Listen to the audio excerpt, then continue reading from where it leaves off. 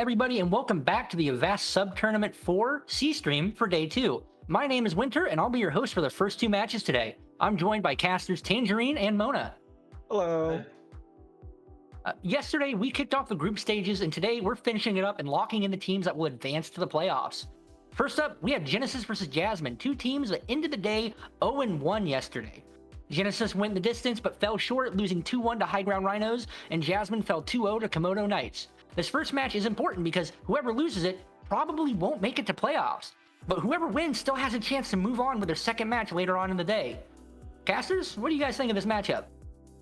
Ooh, yeah, there's a lot of stakes with this one going into it. I mean, it's going to determine quite a bit. I would say Genesis might have the upper edge going into it just simply based on results that we've seen before. But as of right now, when both teams' lives are on the line, this could be anybody's game. It's the time to turn up now.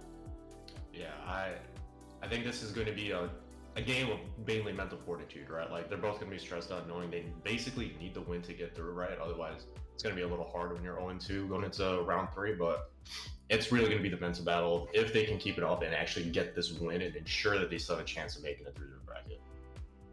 Any predictions? Like, who do you think's going to win? I'm going to go with Jasmine because Tangerine said Genesis. So, 1-1 each. Okay, that's fair.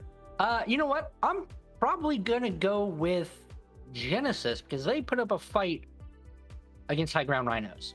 Mm-hmm.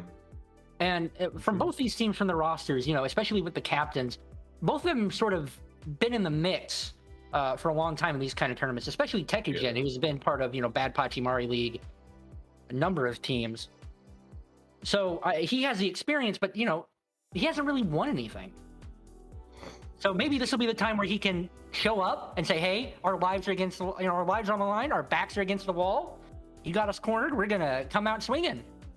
Yeah, I mean, Tekugen's good. I will say, though, I know he's been around the sub-tournaments, BPL, and he's always done pretty well in them, right? Like, these teams have gone pretty far. So, I mean, both teams, they've got someone that really has something to prove here. Yeah, seriously, both of these teams really, just as you said, they have a lot to prove coming into this match, and especially when both of their tournament lives are on the line in this current moment. This is the one and only real moment where you need to start to turn up. It's gonna have to be right now, and I'm interested to see which team of the two are going to be able to step up to that higher level of play today. I'm excited to get in. I hope this is a nice 3-map series. I want to see it go the distance. Yeah, I mean, I'd be fine with that. I only got one game to cast today. Make it long, make it exciting. Hopefully. Now I think we're about to go in, so I'm gonna hand it over to you guys. Have fun. Sounds great. Thank you so much, Winter. So we're gonna go ahead and get into this match soon. This is gonna be a good one. We've been kind of outlining it throughout the hostess, but this is the tournament lives for these teams right now. And most likely the one who loses this is going to have a really, really difficult time getting out of group play. So this is going to be a very, very critical match coming up here, Mona. Yeah, critical it is, as it seems like we're going to be going into Lijiang for the first map. And I mean, this is always a funny one because you got, I mean, if you're looking at Overwatch League, right, you got the ball comps, you got the Winston comps, you didn't see like the double shield with the Symmetra coming through. It's gonna be a little different, you know, no hero bans like we had in Overwatch League's last season. So it really could just come down to what, it's interesting because it's like Koth is such an unforgiving map that it could just come down to this team came out with a better comp. Now they're on the point, and you know that's it. They'll win. Unfortunately, it does seem like we will have a pause really quick. I can see Tekugen spamming the P button in the chat about 8 different times, so it seems like it was warranted. Guarantee you soon we will most likely be back into that game, though. We were just talking about you were talking about control. It's definitely a different type of map style when compared to any other map style in Overwatch. You can play kind of whatever you want on certain maps. It's a lot more brawly than any other objective based mode within this game, really. Yeah, it's interesting, right? And it's just the way that it goes out, the way ultimate and everything work. You go in there, you win the first one, you're basically guaranteed a second due to ult advantage, and then again, as I said, two very different comps coming into this one. Yeah, two very different comps indeed, and Chekugen's under a decent amount of pressure here. Pipo's going to make sure that Ishiki can't get any more damage done as well. So with that amount of damage gone already for the side of Genesis, this might look a little bit dire, but Snippy is on point, set up right now, beaming down people with this laser beam. It's an even fight, and when the Symmetra's on point, Genesis are definitely going to have a better time. Yeah, it's the power of Symmetra, especially on this map, right? Like, you get onto the point, you set the turrets up there, and, like, you have a Reinhardt shield protecting you, especially if they've got nothing to stop that beam. It's just an absurd amount of damage constantly when they try to enter that point. Yeah, Stack Overflow in the back right now, finding a good hack. It's going to signal the initiation for this fight. But Genesis are able to weather the storm pretty well that's coming out from Genesis, despite the poke damage that's coming out here from Dubu. Pipo managed to find a nice slam down. Barrage comes through, ends up finding Bird Boys. No more support on the side of Genesis, but they might still be able to weather out this storm. The window was placed incredibly well across the point. Yeah, I mean, you can see it. There's just so much damage. Like, the second they try and enter the point, the Symmetra is just beaming them down, and then the wall was actually used perfectly, right? Right in the middle of the map, they played right up against it, so that meant that there was nothing that Dubu could do on the far with his ultimate, right? He was taking a little bit of damage constantly, like, he just really wasn't getting the value on. That's a big stat on Stack Overflow. This is, I mean, Ball's gonna make it about 2 fights, but it really is getting close to 1 fight territory on this point. Yeah, Genesis is looking rather tight as a team together. They keep liking to play this point. They're not letting this far up base, and the poke damage is not really doing all that it needs to be doing here for Jasmine. I'm wondering if this EMP from Stack Overflow is going to get the job done. It will mitigate all of those shields on Snippy's HP bar, so it's going to be a prime target to go in, and Scotty doesn't have the beat. That's going to be the go signal right now for this EMP. Comes out, connects on the 2 people, as well as the shatter that came out from Tekugen. The bomb, though, from I Need Healing is definitely going to throw a wrench into things a little bit, though, for the side of Jasmine. But as I say, that Stack Overflow makes sure to get the kills needed, required to clean up, and it's just going to be staggers coming out here for Genesis, most likely. Yeah, the Slayer's coming out, and they were able to, you know, play this comp a little bit better. There's a lot of damage here, right? You've got the ball and the Flora Diva, like, it's just a lot of burst damage available, but you still need to be able to finish off kills on some of these, like, targets that might be behind a shield or, like, flying around the Diva. And that's where you want, like, false words on the Diva, being able to, like, find these low HP targets and finish off the kills that the Flora damage or, like, spam or the Somber spam is really putting out them. But I mean, 4 ultimates, it might be over right here. Yeah, definitely could be. Dubu finds a knockoff on the Snippy, though, so this is really, really nice. The beat comes out. Genesis still want to try and stay within this fight. But now that they're down a player, and that player is a BAP of all things, it's going to start to look a little bit more rough for Genesis in this fight. They wanted to initiate here, most likely in with the Sim wall. And now that they still have this Sim on, and they're going to be trying to retake point yet again with it, they really just need to get this wall off. Yeah, the wall is going to be important engagement, right? Especially if you got, like, the Forest Snap, it can completely invalidate Dubu if it's played, like, correctly. Give Ishiki space for a nice high noon is really what they need. But I mean, this is on Jasmine. He's playing really well on Diva, finishing his kills, and that's an insane amount of spam damage. Yeah, that was a great initiation coming out there from Pipo and Dubu. It was the 1-2 punch that came out from both of them, and now they're already shooting up to 70% on this point, Mona. Yeah, completely evened out here. I mean, incredible by Jasmine. They're making sure that nobody, like, is taking a fight to them, right? You're playing ball Diva. You need to be the one engaging against the opposition, and that's exactly what they're doing. And they're timing these perfectly, right? The slam so Dubu can get the max amount of damage with his left click. It's really well done. Yeah, this is actually a good wall that comes up, but it's a 6-man EMP from Stack Overflow to deny the wall and also get all of the players as well with the EMP. There is absolutely nothing that Genesis are able to do about that. They have to back up, but they only have 4% left on the point. There is going to be a touch on the point from some member of Genesis, but they are going to be falling rather shortly, as it seems. Actually, Dubu's going to get picked off with the bomb here on point, so this is still winnable for Genesis. The pin and the shatter comes through on the Pipo as well and mitigates the mines that came out there from the Wrecking Ball. And this is desperation now coming out from both sides here. Seemingly Genesis is going to find a few picks and they're going to be able to take it. Only a few percent left, though. I genuinely cannot believe what just happened. Like, Genesis, I Need Healing, just booked at the point, set off bomb to stall and get enough time. Dubu accidentally, I think he just peeked a little bit too early to make sure he touches, because he didn't want Genesis to get on the point, right? They're trying to flip the point there. A little over eager, a little too quick, and he fell. And then with a nice slam and a little more pressure from Genesis, like, that was really great play by Tekujin. I need healing to turn that around. I thought it was all over. Jasmine was playing so well, the aggressive EMPs, aggressive hacks, making sure they couldn't get close to the point, but Genesis just pulled it out.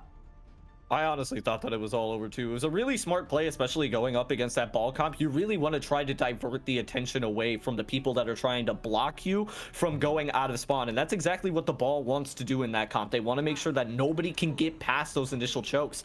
And Jasmine were doing that so well, but Genesis had their number in that moment because of the split attention that they drawed from the tank lines. Yeah, I mean, mirror compositions for the first time. I mean, at this point, you want the rat, you want the sim. Sigma's also very strong. It's just how it works.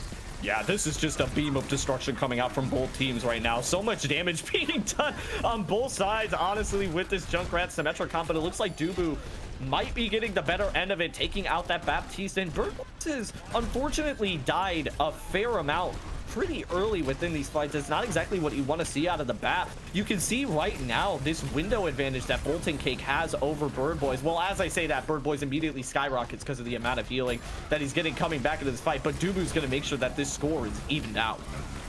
Yeah, I think this was a bit of a mistake from Genesis, right? They had, like, you look at the ultimate charge on their DPS for Ishiki Snippy and what it was to do to stack overflow when the point went over to Jasmine's side. There was so much damage being pumped out from Genesis, like so much more than Jasmine, that the point should not have flipped the other way. They needed to capitalize it. I don't know if they needed the speed boost or maybe get the window up a little bit faster to give them a bit of an advantage, but it was a bit of a misplay on their part, I think. Yeah, and the window is coming out pretty early here. Actually, Ishiki's just going to TP right past it, but the tire's going to be met out with a response. 2 tires coming out on the field right now and 2 lives exchanged. As of right now, for both teams, window comes out from Birdboys, generating it. This is the first one of the round so far, and Snippy is making great use of it, finding 2 picks through it. It was such a beautifully placed window there from Birdboys, who had a slow start, but is coming right back in. Yeah, Snippy has been an absolute menace on the rat, right? Like, he's just pumping out so much damage. They're so accurate, and the mine they're coming out perfectly too, right? He's destroying the teleporters.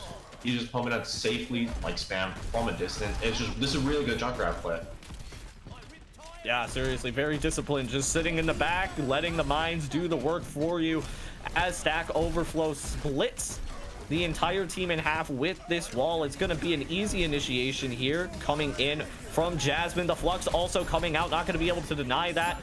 But the beat from Scotty's going to make sure that everybody stays alive here from the side of Genesis. And the counter Flux with the counter beat. Deja Vu is happening right now on our screen, right before our very eyes. Lamp is going to be used though from Birdboys, and 3 have fallen from Genesis. This is so unfortunate now if you are on the side of Genesis. They definitely had a window to be able to come back into that fight.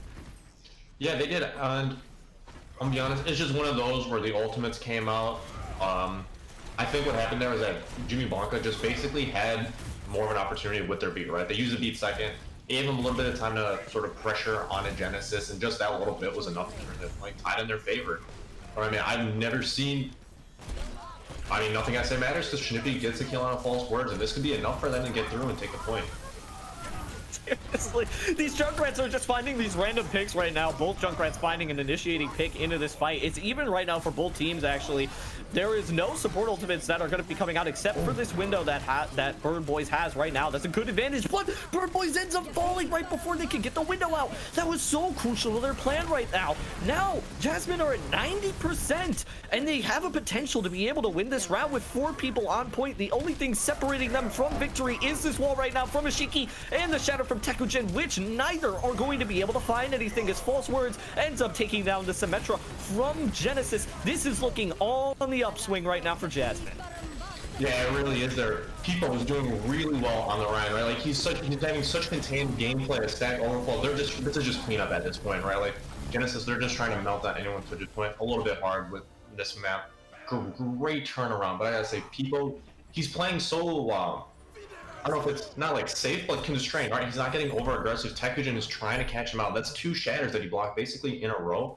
Tekujin can't get him off. He was making sure not to give Tekujin the space to get those shatters off and flip the team around. Very good control gameplay from the tank line there. Yeah, it is really interesting that you say that now, because that was kind of the opposite of what was happening in the first match. It was really, really difficult for Jasmine to be able to contain the tanks of Genesis at first on that first night market map. but now they understand their win condition a little bit more. They're not initiating as hard into Tekogen and I Need Healing. They're starting to play just a little bit more reserved and starting to realize the pocket that is being invested in on this team. The third main thing for people now. Start off on the ball. Now he's on Ryan and Winston. I gotta say, I don't know how I feel about Winston with the fire and the tracer, but I mean, I trust him, man. He's on his third main tank. I completely trust him to get it done right. Yeah, that's definitely that's a little bit of a flex right there coming through. Schnippi's taking a lot of poke damage though, coming out from Dubu on this Pharah, who has kind of been a menace actually throughout this entire series. And as I say that, Dubu ends up finding the initiating pick. Ashiki's gonna find a little bit more of an important one though. Bolting Cake means there's not a lot of healing for the tanks to be able to come through on the side of Jasmine. They have to find these picks rather soon. Even trades coming out. I Need Healing under a decent amount of pressure. So is the Bird Boys. Ends up getting taken out here for Genesis. But Genesis are ending up getting these picks, and they're swinging this fight right back into their favor. Finding that Mercy is so important. Dubu's going to find it hard to get off a ton of damage now and ends up falling later on. Genesis are going to be able to reluctantly take this point first. Yeah, I like the switch by Schnippi onto Tracer. It's really going to help. Otherwise, Ishiyu was going to be in a lot of, like, in a world of hurt, basically. He's going to be basically two-manning with I Need Healing and trying to pressure out false words. And at the same time, Dubu and Stack Overflow, like, it's just going to be too much work for one man. This Tracer pick really going to help him out here. Another thing that sort of checks Stack Overflow a little bit, as this Tracer duel is getting pretty heated, both played safe for back out. Yeah, both playing it safe right now. Schnippi got a little bit worse for wear there, had a good sense to back out, but now under some pressure, doesn't have recall, really needs to rein it in a little bit. I Need Healing actually takes out the pulse bomb of Stack Overflow at the beginning of this fight, but it's not gonna matter. Different ultimates are being used from the side of Jasmine, and they're able to find value. I Need Healing does take out Jimmy, which is unfortunate for the side of Jasmine, but the nano is going to be invested to try and even out things a little bit. However, I Need Healing is proving to be a little bit of a nuisance to this duo in the skies right now, taking out the pharmacy duo, and Scotty moving Bolton Cake off the map. There are no more supports here for the side of Jasmine. Jimmy trying to pop the Valkyrie just to get back to point, but it's going to be all for naught. Probably shouldn't have popped that. Yeah, Scotty's been doing really well this entire map, all 3 points of Legion, right? He's playing the Lucio like really strong. He's getting advantages when he can, pushing forward when he can. Double high noon pressure, that's gonna be interesting. But Bondo engaged too. Yeah, these aren't really... Oh, as soon as I say it didn't look like it was going to find anything. Scotty just a little bit out of range of Bird Boys' immortality, and now the support is down for the side of Genesis. This fight is over already. I was going to give like a whole narrative and everything, but I mean, everybody on the side of Genesis just decided that fight was done after the point hit 99. Yeah, I'm not sure how that bomb caught anybody there. I don't even think it was a kill. I think it was far enough away and I like booped him off or something like that. Like because it came... The kill feed came, oh my, I can't even get the words out. It came kind of delayed there. But you're looking at ult advantages. Neither team's really coming up into anything. Dubu Stack Overflow with DPS ults. That's really the only 2 ultimates coming into this fight. And I mean, they're going to have to come up big right now. Yeah, I was about to say that I Need Healing really needs to pay attention to these 2 DPS ultimates, but Ashiki knocks out one of them right at the beginning. Now this is going to be a big deficit coming out here for Jasmine. They're still choosing to take this fight as Peepo knocks Bird Boy away into oblivion, but it's going to be all for naught. The duo in the skies is getting pressured so much right now from this DPS and tank duo that's coming out from Genesis. Yeah, I mean, this is just good play. This is really controlling. I feel like there's got to be some incredible shot calling on the side of Genesis, as they're sort of like the way that I Need Healing and Ishiki are teaming up to take out that Pharah Mercy, pressure the Tracer when they need to. It's so well coordinated. It's genuinely incredible, like this level of competition. Yeah, this is amazing right now. Just some stagger cleanup coming out. Deadeye with the window going to be able to take out Bolton Cake, who's just trying to be a nuisance right now. It's pretty much going to be all she wrote. Genesis definitely has a good control on this point, but Jasmine wants to try and control this a bit more. Beat from Scotty just to put the icing on the cake. And it's going to be Genesis going up 1-0 in this best of 3 series. Yeah, incredible, really good play by Genesis. Both teams, actually. Genesis came out with a bit more of the standard composition, right? Jasmine tried to flip it around a little bit. We saw 3 different main tanks. They're going with the Pharah Tracer, playing something a little bit more unorthodox, but still valuable. I do think that some of the consistency that Genesis were able to play with by just using a more stable composition genuinely put them a little bit on the edge here. I think the Jasmine comp does work well if they stick to the Wrecking Ball for the most part. I think the Wrecking Ball with the Pharah and the Tracer with a D.Va just genuinely works a little bit better than what they were running. But I mean, it's definitely nowhere near over. Yeah, I can like see either team taking this series. Yeah, I definitely agree with you. That ball probably should have been sticking throughout the entirety of the matchup. I do think that it did come down to consistency a little bit. Jasmine seeming to fumble a little bit more with this Winston comp, couldn't quite seem to find the openings onto the point as easily as they would have, I think, if they were running a ball. And also, ball gives you the benefit of being incredibly good once you retake the point. You have mind control to be able to use, so that nobody can come out of the chokes. You have pile driver to be able to use as well as soon as people break out of chokes, slamming them up in the air. It's just so incredibly easy as a wrecking ball on defense. You have all of the room in the world to play with, and it just seemed like on Winston, Jasmine really didn't understand their win condition as well as they did when they played on ball. Yeah, but I mean, giving all the credit to Genesis for that one. I think I Need Healing and Ishiki, those were very good. Like, they had some really good synergy, making sure that Farmer's was getting as minimal value as possible. If Dudu tried to get close, then instantly I Need Healing and Ishiki were putting the pressure on him. Ishiki was saving the flashbangs for the Tracer when necessary too.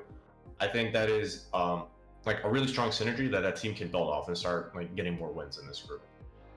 Yeah, I definitely agree. There does seem to be a weakness though in Genesis. It does seem like their support line seems to fall first occasionally a little bit too much. We could be seeing some subs come out though. This is the sub Tourney 4, meaning that every single player has to play in a match every single time, so subs are definitely going to be coming out in one way or another. It could be a support line change up for Genesis, but we honestly don't know. The Baptiste of Genesis really needed to play just a little bit more reserved there. It was looking a little bit like he was getting pressured out just a bit too much at times. Yeah, but again, that was off the back of some, what I would say was really strong tank gameplay from both teams, right? People again, genuinely some like that main tank duel, especially in the second map where they were both on the Ryan, was pretty exciting to see. I think people had a bit of an advantage there, but like Tekugen, really consistent showing through all 3 points of Lijiang Tower. We got to give it to him. It seems like we're going into Numbani for our second map. Ooh, this could be really interesting because we were just talking about Jasmine and their comfortability that they seem to lack on Winston comps, and Winston is a fairly used main tank coming in here on Numbani, and Peepo still seems to be in on that main tank role. So we could potentially see some Winston start to pay out. I wonder if Genesis are just gonna keep doing the same thing. And as I say that, no, Tekugen's actually over onto the Winston this time. Yeah, I mean, Ryan's a bit of a tragic character in this map, right? Even in like goats, you're seeing the Winston goats especially. It's real struggle to get value off it. But I mean, looking at the team compositions here, Winston Zarya definitely makes sense. The double bubble composition. I am interested in this Ashe and Echo battle, right? Like, who? Oh yeah. Like Ishii on the defense, he's probably gonna be able to space out enough to where the Echo can't get advantage of him. So Dubu, it's gonna be interesting to see how Dubu tries to make use of this sort of open space that Ishii has to try and get close to either the supports or Ishii himself and just find value on the Echo. Yeah, and Dubu was a menace in this last map coming out for Jasmine, so I wouldn't. It is going to be a little bit more difficult, in my opinion, for Genesis to be able to contain Dubu, simply because they don't have that D.Va anymore either. He really has a lot of weight on their shoulders right now, but it looks like False Words is just going to be. I don't even know what that was. It looks like they were trying to set up for like a pinch double bubble dive, but they just ended up secluding out the tank line and they ended up getting cut.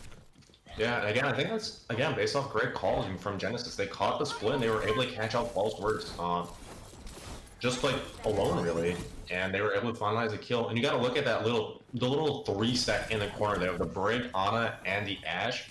That's going to be undiveable, right? Those three, it's just going to be impossible to put like consistent pressure on them.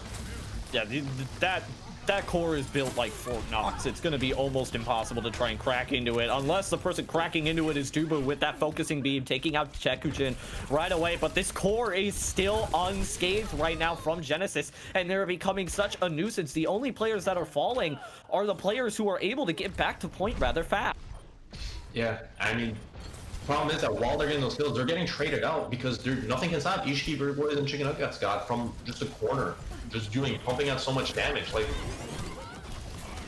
and now they're getting dove up onto this high ground right now. People making a huge dive with the nano boost that came out there from Bird Boys. That came out there from Bolton Cake. What an absolutely amazing nano boost to be able to try and swing this fight back into your favor despite being down a few players. yeah, that is impressive. I was going on about how that core is really hard to die, but you know, with the nano and with the tank line pretty much already down for Jasmine, for Genesis, they were able to get through there. And now you're looking at 0.2 to Bonnie, which is, you know, barely a point. It's really hard to defend, especially if you're getting picked out that quickly. Yeah, these stagger picks are really spelling just a little bit of doom here on Numbani's Streets phase, as if being Numbani's Streets phase wasn't enough, Mona. Yeah, this is harder because they're really locking down this high ground, which is great from Jasmine, right? They know that this is basically the only point where that Ashe auto brick can set up and get maximum value, so they're going to try to ensure that they just basically cannot get up there. And now they're sitting on the low ground, where Dubu gets caught out a little bit.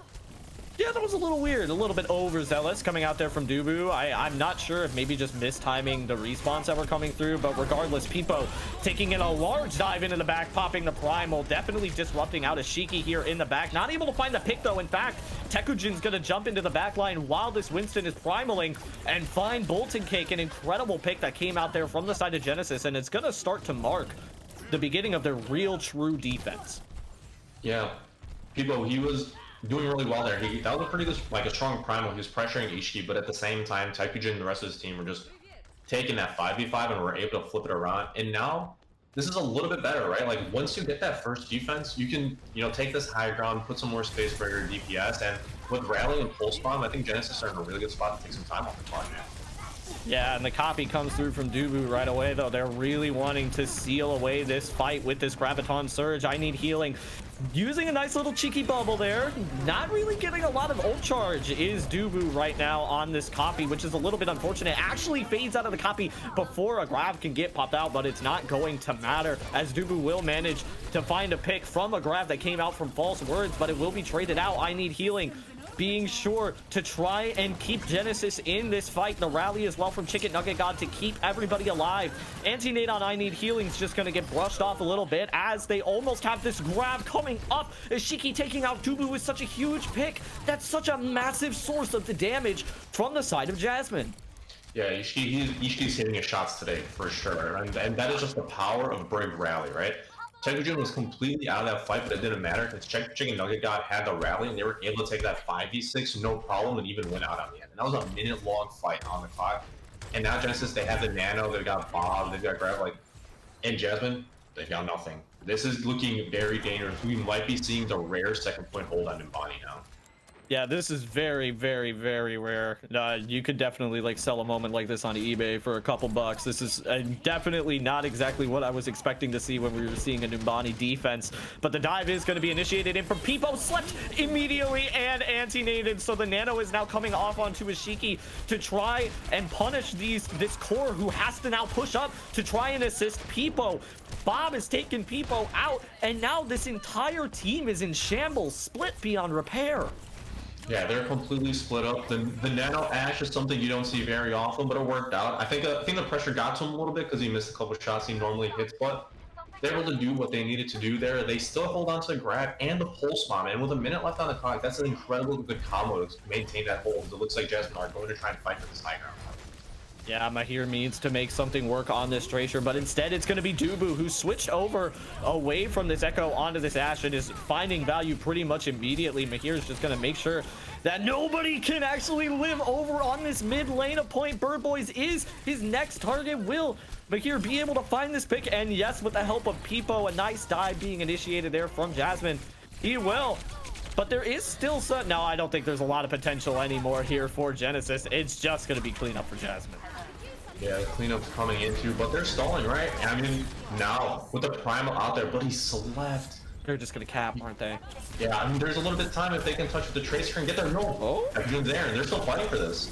Yeah, they're definitely still fighting for this. The Primal went off on a point. Maybe I spoke a bit too soon. Snippy has the ability to be able to stop this rally that came out from Jimmy too. If the pulse bomb lands, unfortunately does not end up connecting with the target. I think that Jimmy was intending on connecting it. Snippy was intending on connecting it with. And now this is looking dire coming out here for Genesis. False Words managed to find the pick. Jimmy also finds the pick. And now Jasmine, the skin of their teeth, are able to cap second point in Bonnie. Yeah, they're really good. That was an incredible bob by Dubu. That was basically in their backline, and Genesis, like, they're taking bob damage from behind, they're taking the entirety of Jasmine damage from attack. Like, there was just nothing they could do. It was just too much. It really was just too much for Genesis, who are really trying to stagger onto the point there. But I mean, there's still a lot. A minute on the clock right? Numani third, pretty hard cap. This could be important, as they still have a bob and nano of their own now. Yeah, and it looks like some spots coming through. Tekujin gonna get nanoed here on the Reinhardt on third point, and it's swinging away for Lahir. Lahir just gonna triple pulse bomb in the back though. Tekujin, meanwhile, just swinging forward. The entirety of the team behind you just got triple pulse bomb. It looks like though Genesis might be able to hold on here. I Need Healing is so high charged, but doesn't have healing himself. Really does in fact need healing within this moment to be able to carry the fight. But Tekujin with the shield, the synergy is just too much for Jasmine to handle. I mean, 5 final blows for Tekujin in that fight. He just walked. He literally just M1W straight into their team, like right into the backline, bumper style play. Just wandered in there and was able to take out enough. That was, well, a 3K pulse bomb, which I don't even think was supported by a grab. I'm not sure if that's bad. That's gonna be bad. Maher find out by Ishiki, 9 seconds on the clock. Sure, he'll get there in time, but this is gonna be a 5v6 with the nano. Oh no, and the nanoed Winston immediately just gets put right down with this nano boost. We'll have the Primal to be able to escape, but it's a pin from Tekujin along with the grab from I Need Healing. This tank duo has been so deadly this entire matchup, and they're showing so much prowess right now on each one of their individual roles. A little anti-nade coming out there from Bolton Cake will take out Ashiki to try and even things up. It's not gonna end up mattering as Tekujin pins into spawn for a cinematic end to the attack of Jasmine. I mean, that was great by Genesis there. That was a really strong defense. You know, their ultimate rotations were on point. It seemed like almost every fight they had 2 ultimates they needed to win, like clear win conditions every single time. Just genuinely like solid fundamental Overwatch here. But that's Numi. Hope's not over for Jasmine yet. Numbani is such a hard point to attack that you could see a full hold on first or like a hold on third as well. Especially if they sort of lean into this fair composition, which I could see them doing, or maybe they roll back onto the Echo. It really is going to depend on, you know, how they set about on this first point defense. Yeah, and I think a lot of it, as you said, Numbani's very difficult to attack on first and third point, but a lot of it kind of comes down to, are the tanks of Genesis going to be able to give Ashiki the room that he needs to thrive, really? Because Ashiki has been doing incredibly well at zoning out Dubu, who has probably been the best player, in my opinion, for Jasmine. And in order to check out Dubu, you're gonna need somebody like Ashiki, or I Need Healing over in the Diva in this instance to be able to shut him out. I enjoy that they have the extra insurance of the Diva now. Yeah, the Diva, that's gonna be something to sort of pressure out Dubu a little bit more, right? Like, again, I Need Healing, Ishiki, they need to be on point to make sure that Dubu is putting as little pressure on the team as possible and is constantly being checked and not getting away with, like, you know, egregious pushes. While Snippy, I think it's going to be hard solo Tracer trying to push any of the support or Maher when they have that board. Very true. Snippy just taking some poke right now, delivering it. A big anti-nade comes out on the Tekujin. The spearhead of this team is forced to back up. And now the attack is coming out at a little bit of a weird angle. They're going to try and take the high ground here. Dubu just getting a nice little right click off, has about 25% on this Echo copy right now.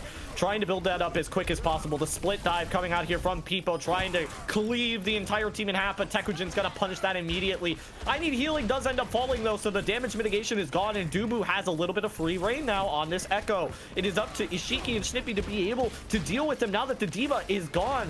But Dubu proved to be a menace for just a little bit too long, and it seems like the respawns are starting to come back for this Jasmine defense.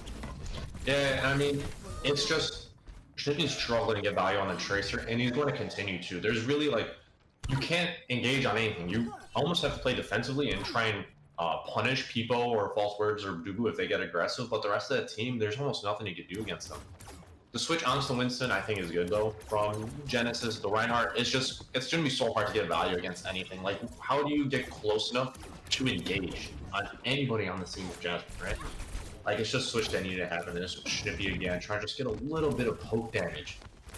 So yeah, this just isn't looking great though here for Genesis. They don't really have a lot of ultimates now. They switched off a good chunk of their heroes, but as I say that, Peepo gets heavily pressured out, but based on a nice anti-nade coming out from Bird Boys, but the entire backline is going to be met with a big anti-nade themselves on the side of Genesis. It is Snippy though trying to come out with the hero plays, as Dubu will get pressured out, forced to use the copy, and flattens Bird Boys, absolutely Goomba stomps him into the ground. Ishiki trying to even up the score right now for the side of Genesis, but it's not going to happen.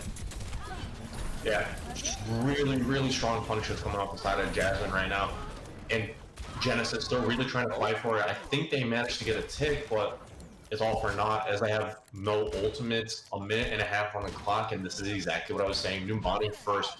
It is such a hard point to attack, right? You can, like, the fight's gonna last forever because there's like so many places where the defenders are holding. You can get punished from like poke or spam damage, right? Like any moment Maher or Dubu can get a pick. And there's always just so much like space to get free spam from the defending side. There's a minute left on the clock, no ult for Genesis. They're struggling here. They need something, they need a miracle to get this point. Yeah, they really do. This is looking a little bit rough. They're also over onto the Zarya, and it's pretty much a mirror minus the Tracer, but the Tracer is going to have a hard time trying to focus targets as I Need Healing gets pressured out. They can't even break through choke because Peepo is nanoed and in their face right now. With I Need Healing falling, you pretty much just have to call the disengage right now if you still want to get a good fight in. Yeah, and that's where they are. They're just backing out a little bit. It seems like they're trying to put pressure, trying to get up there. What? I think building the nano is the most important part, but he got a little over eager. They were trying to get the nano and the primal ready, but Bird Boys, he pushed up just a little too far for it. Yeah, sometimes you just can't hold W. Sometimes you just gotta take the keybind off and you gotta hold S instead. And in that instance, that was just not it. This is gonna be a little bit rough. It could be potentially a rushed push. A little rush, but they do have ults. I mean, ults on both sides. This is gonna be an absolute ridiculous fight because there's gonna be so many ults coming from everywhere. Yeah, starting the circus right now is Tekujin as the primal nano comes off onto him. Somebody will end up waking the sleeping monkey, but it looks like it's gonna matter for not as Peepo and Mahir are getting things done with their ultimates. Peepo going absolutely wild on point. A feral monkey is loose right now on the point of Jasmine, and it looks like just like that, Jasmine are gonna mount the full hold up against Genesis here to go 1-1 up in the series. Yeah, it's full hold for Jasmine. Tekujin, we were on his feet as he was trying to get some value off on the primal, but it was Peepo who was the one leading Jasmine to a full hold on the body, 1-1 map score, and we're going into a map 3. I mean, I said before, Numbani, this is a triple pulse bomb as Tekujin was sort of wandering into their back line. Really good. I guess it was a ground pulse bomb combo there. But, I mean, I'm looking at how Genesis approached that fight, and there are some clear lack of sort of playing to the map, right? Like the Tracer, when you know they're going to be playing that like Ash, Brig, Ana, like it's just so hard to get the consistent value off of it. Starting off on the Reinhardt, right? Like there's some ideas there as to what they want to play, like fundamentally as a team. Like this is our sort of best composition, this is how we play the best, but you have to do these little adjustments where it's like you're always going to struggle in Numbani or Havana or wherever maps where you can't play that same composition. But assuming they get the map pick, I don't think we're going to see any switches on this. I think they're going for going to be a map that favors sort of brawly Rhino compositions. Yeah, and as a matter of fact, we are going to be going into Rialto for our next map, which is more or less kind of what you're describing. Really, there's capability for some more long-range DPS as well, which could play into the favor of Genesis. Actually, Ishiki looking pretty nice over on these long-range hit scans, and it would be nice to not have Dubu just constantly spamming down angles the whole time. And now that they have an ability to be able to use more long-range hit scan and long-range heroes in general, it might be a little bit more difficult for Dubu to find some wiggle room. Yeah, I think this is a good pick from Genesis because you need to be giving Ishiki as much like support as possible and give him like, you know, play around him basically because he's currently the best he's the best skin on like this entire server. He's just getting so much value consistently. He's winning the duels he needs to. He's inputting so much damage. Like that is who you need to be playing around, and it is so important to make sure he is getting as much value as possible as we're looking at some of the other games that are happening around the sub tournament. Ooh. Sorry, that Golira match caught my eye. Did not expect Golira to be down 0-1 in that situation. A little bit unfortunate there, but let's go ahead and let's continue on over here. Left Michigan Baby Eaters going up 1 in that series after falling yesterday. So it's a good match going on over there on the A stream as well, but you're gonna want to stick in here for the C stream. We are coming into our third map. Like we said earlier, it is going to be Rialto. The long range hit's definitely going to be helping out Genesis just a little bit more as they probably start to come into this map. Something else that I've noticed, Mona, is that it seems like Tekugen definitely prefers this Reinhardt, and so if they are able to consistently pick this Reinhardt and not really have to have a reason to swap, that would be ideal. Also, I hope that they end up keeping the Diva, because the Diva's doing really well at being able to zone out Dubu, who has just been a menace in the skies literally this entire match. Yeah, I think the Diva against the Zarya is, I'm sorry, not against the Zarya, against the Echo is really important, right? Because it's like, especially if you have Ishiki on the Ashe, right, you're not going to be consistently one-shotting the Echo once they put pressure. But if you put enough damage and you can call it out properly, and I need healings in the appropriate position to finish off the Echo, that's going to be so important in stopping all that spam damage from coming through, allowing Tekugen to sort of play more aggressively on the Reinhardt, not have to worry about a right click completely evaporating his shield instantly. And I think Rialto is the best way to go about it. It is I genuinely think this is the best map pick they could have gone if they were going for an escort. So yeah, I would agree.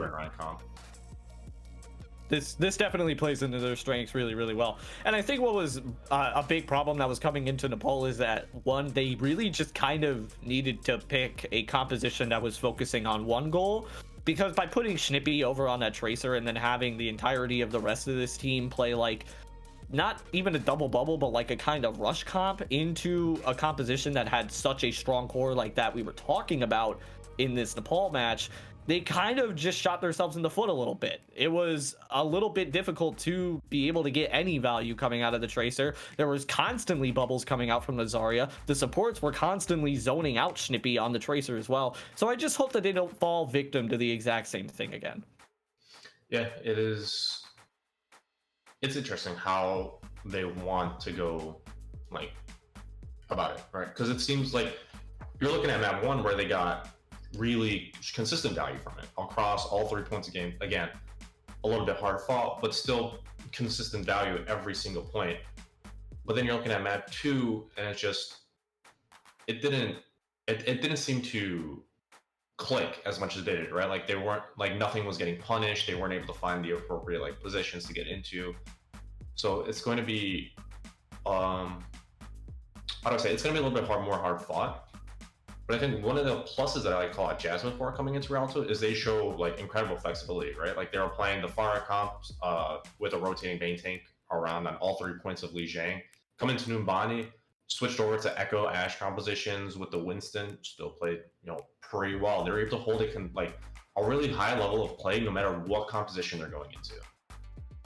Yeah, it's actually really impressive, the flexibility that I'm seeing come out here from Jasmine. I was a little bit skeptical of them going on to Numbani simply because they would likely be running the Winston, and their Winston seemed to be their weakest strategy that they played around when we went into Lijiang. But I was proven completely wrong. Absolutely completely. Jasmine just absolutely demolished Genesis. And I think a lot of it has to do with the map that Jasmine picked, honestly. Genesis, I think they noticed that Genesis really enjoyed on Lijiang playing very, very tight together, trying to play these sim cops, trying to deny access and entry from the point from Jasmine. And negating all of the damage that was coming out from Dubu, because they had 2 windows that they could possibly be spamming out of. So if you just block those 2 windows, you're completely clear. Going on to Numbani, you can't do that. There are so many different angles from which you can engage on genuinely almost every single point in that map that it's difficult for Genesis to be able to just get a tight lockdown on the point. Yeah, I definitely agree. Right, like it's going to be difficult there. And it's going to be important how they sort of take note of that, right? Are they catching these sort of things? Are they going to, evolve, adapt coming into Rialto? I think we're still waiting on someone to get back, so it's going to be maybe a minute or two until we get back into Rialto here. But I'm trying to think. How do you think? How do you think Jasmine are going to approach this? Do you think we're going to see the Winston compositions or Wrecking Ball? Like, it is a map where you could realistically see either of the three. It really is, honestly, and I think it depends on Peepo's comfortability on the ball. It did seem like they were doing really well with it when they rolled out onto Lijiang, and it was definitely throwing Genesis for a bit of a loop in terms of being able to initiate anywhere. So they could potentially make the ball work. I'm gonna say they might not go for the Reinhardt. That's a big maybe, though. Big maybe for me, just because Tekujin has been doing so well in the mirror Reinhardt battles that maybe you do just want to stick with either Peepo on the Winston or on the Wrecking Ball, where you've been finding consistent value this series. But honestly, I could see the Reinhardt switch coming through, and it looks like Peepo, at least on the defense, is going to be rolling out on this monkey. I like the Winston to start out with, right? Like, you get the high ground to sort of drop off, put the spam damage when you need to. And I like that they're sticking to this composition that they were really strong on, right? Like, it hurt a little bit on the attack when they weren't able to get it, going, but on defense, it was a really strong hold, and Genesis seemingly don't have an answer to it, right? Until proven otherwise, Genesis cannot, like, really consistently win a fight against this composition. So it's a really smart pick to go on here. Well, Genesis, they're playing the Reinhardt Sigma, which you don't see often as a tank duo, but it's still viable. Especially if you're playing May McCree, this is going to be a hard brawl composition. Yeah, and it's going to be a little bit difficult, actually, as long as I Need Healing is focusing the proper shield targets for them to really find, for the DPS to find openings, especially Mahir. Mahir's going to have a difficult time. There's a wall, 2 shields in the way. Actually, not 2 shields anymore. It will be a D.Va after seeing Dubu on that Echo, most likely swapping because of that. There's a lot of damage that D.Va can eat here. I do enjoy this swap. A wall going to be coming through onto Peepo. Going to immediately jump out, though, and just some stray poke damage being dealt. This is not a great position, actually, if you are on the side of Genesis. Scotty will end up finding a pick, though, onto False Words. Unsure exactly of how that happened, but this rush comp is starting to collapse a little bit here onto this tank line of Jasmine, and they're starting to pay for it. Yeah, I actually really like this May McCree, right? I think the D.Va switch is important with just to eat the dynamites and the echo spam. You need something to do that. But May McCree is really punishing this composition, and it looks like Genesis do have an answer to Jasmine's comp here. 0.1 meters away. Oh no, it immediately gets rolled in right after. That wasn't even a fight, Mona. Everybody's just ending up wiping off of the map right now. They could not get a full recontest in there whatsoever. No, they couldn't, and it looks like that's forcing Jasmine for the switch. They know. Right, like they try to get it going, and they thought that Genesis like couldn't figure it out, but now they do, and they're switching over to the Brawl composition themselves with the Ashe instead, which might be switched later. Who knows? They do have the Bob, which could be the reason they're not switching. But either way, strong wall from Schnippy there, but Peepo manages to evade. Yeah, that was a really nice juke that came out there from Peepo. The Nano May came out. I think he might have actually stolen that there from Peepo. What a shatter that just came through. Tekujin coming out with the huge MTD there.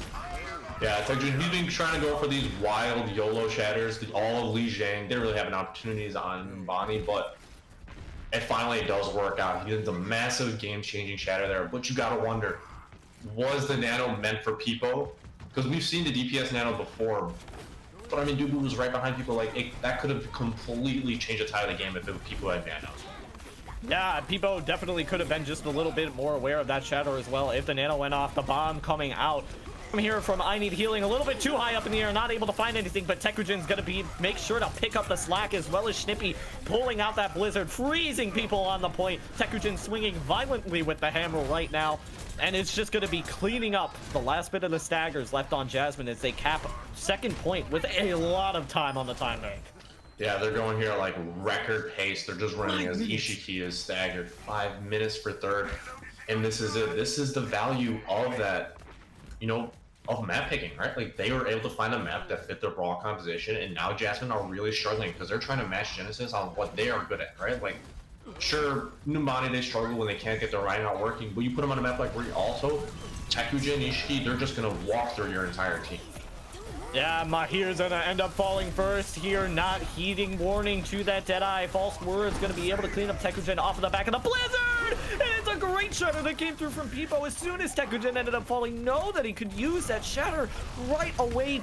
Lays 4 flat and does an incredible job.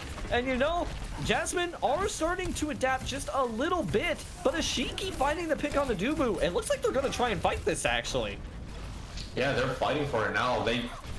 Jasmine got a little over eager, and Burbo is quick to pull out his ultimate and push them back, and that allowed Genesis to take some more space here. And now it's Jasmine who are on the defense, right? They're running away from Genesis as a really well-timed immortality from Bird Boys comes out. Yeah, that was actually crazy. That was an incredible immortality. Unfortunately, doesn't have it to save Tekujin, though, who decides to just left shift into the entire enemy team, as it seems. And it looks like the rest of the team is going to be paying for that with their life, too. You lose the spearhead like that, and you can't have any more initiation power. You just fall flat. Yeah, this is a little rough for Jasmine, right? 3.5 minutes on the clock, but they do have the ultimates, and they're showing... Again, what I was saying earlier, they've got really strong ultimate rotations here. They still have the high noon window B to stop anything that Genesis comes through with. Genesis really nothing to help them in this fight. Oh, and the wall gets placed a little bit too far back, actually. The bomb comes out, but it isn't going to be able to find anything. Mahir, in fact, is going to be the one to be able to find something. Jasmine right now cleaning up on point. It looks like some really oddly mismanaged cooldowns coming out there from the side of Genesis. Yeah, there were a little bit. It's a quick fight, you know. It was only about 30 seconds. Didn't take too much time off the clock. They were able to go in, build a few ultimates of their own. Right now, they've got the Blizzard High Noon bomb to sort of combo with it, or a window to push off Jasmine, make sure to take some space. This is an important fight, right? Because if they don't win this fight, then they're going to start struggling. Yeah, Jasmine really are trying to make sure that the fight cannot be won. False Word eats the Blizzard actually from Snippy. Oh, that's so unfortunate. Jasmine were able to get out a Blizzard of their own, but in fact, Snippy cannot pull out the Uno reverse card this time. Going to be gobbled up there by the off tank of Jasmine as they push into the spawn of Genesis. Yeah, forced the bomb out from I Need Healing so he could remech. And it's just constant pressure on Mahir. He's finally hitting these important shots that they need to put the pressure on a Genesis and Jasmine. It took them a little bit to adapt, but now they've got it. They know what they're doing. They know how to play it. And still so many ultimates in the bank for them with Genesis. Only have the support ultimates and the Tekujin Shatter to come through, but Tekujin, he's showed the heroics before, he can do it again. Yeah, we need some Teku Shatter right now coming out. It was almost a key moment right there. Peepo got split from the team a bit. Has to try and play around this window right now. Trying to keep his shield up to avoid the shatter. Peepo! Why would Tekujin pin there, knowing that Peepo has the shatter? Actually, looks like it's still going to be able to possibly swing in their favor. A great beat that came out from Scotty is going to keep the members of Genesis alive and healthy. And alive and healthy means that Tekujin can keep pinning right on into the back line as Jimmy meets their demise. Yeah, people getting a little bit of revenge for that Shadow was a big one of his own, but they weren't able to capitalize. They didn't have the speed ready. They didn't have anybody else on the rest of their team in a good position to capitalize off it. And this is a massive stagger for False Word. But they turn around to Mahir. Man, Tekujin just keeps pinning into the back like it's entertaining to watch, but it's making your team feed just a tiny bit, Tekujin. And this is down to the wire right now. There's only a minute left on the clock, and that was just easily cleaned up there from Jasmine. Yeah, it was. I saw what they were trying to do, right? They were trying to stagger False Words, which made sense, but they put so much attention to it that they completely forgot about Mahir coming out of spawn with a high noon, able to just, melt down Tekujin, who, finger slipped, accidentally pressed the shift button into him as the window comes out now to take some more time off the clock for Genesis. Yeah, now Genesis use their wall as well, so they have to wait a little bit to go, and they need Schnippy's wall to be able to basically create like a backboard up against this Jasmine team so they can push into them a bit more effectively.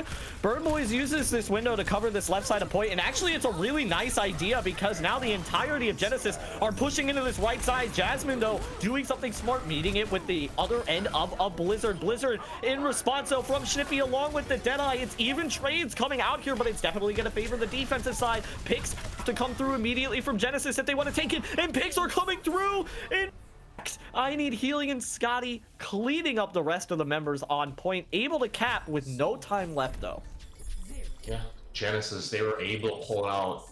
I mean, going into the third point, you thought that it wasn't even a question that Genesis were going to cap, but Jasmine, they mounted a really strong defense, and Genesis really had to push it through there. They had to find it within themselves to get these picks, but they played it smart. Both teams, they're using like their ultimates and the smartest ways possible, right? The window from Jasmine to take time, basically just to take time off the clock. They knew that Genesis, they had the window of their own, but if they played appropriately, it was just going to hold off, force Genesis to take this fight into overtime, if at all.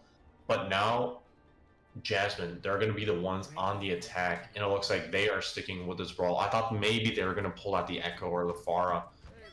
Hanzo, I would like the Hanzo pick. Something a little bit different would be smart, right? To take advantage of the big buildings in the middle that you can play around. Yeah, this is interesting. We haven't really seen any Hanzo come out from either of these teams, really. So this is something new that we're seeing come out here from Dubu, who has shown a lot of prowess on these projectile heroes throughout the entirety of the series. Has unfortunately been shut down a little bit though in terms of this map. Definitely didn't show it though on this last point, as Jasmine mounted an incredible 5-minute defense. Yeah, again, now it's Genesis' turns. I'm sure they would love to do a bit of a full hold here as well, but people coming out on the Reinhardt, Hanzo McCree. There's a lot of chance here for picks, right? Like a lot of different ways they can take fights, but he switches to the main. Just gonna be a mirror composition again. And you gotta say, in the mirror, you do favor Genesis a little bit more here, as they're appropriately giving the space to play around this corner. Yeah, I do have to say I might favor Genesis just a little bit here. The walls have to be good coming out here from Dubu to warrant this switch. I feel like it is their carry right now on this team, so they have to get this pocket out, and it's a nice initiation that comes in, met with a huge flashbang though. Ishiki doing a good amount of damage there, and Peepo ends up falling hands to Ishiki. As I say that, 2 picks coming out here for the side of Genesis, and just completely broke that push apart. Schnippy will end up paying for it with his life though. Yeah, it was weird.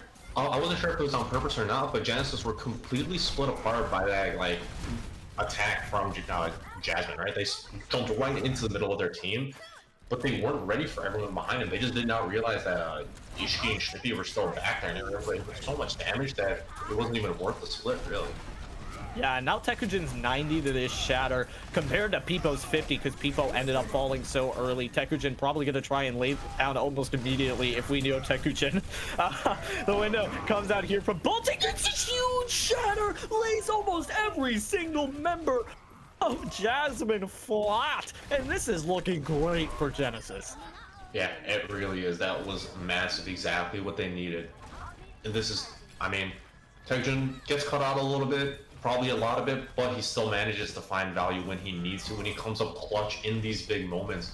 And Schnippy is not putting a single foot wrong with these walls. They're really well done.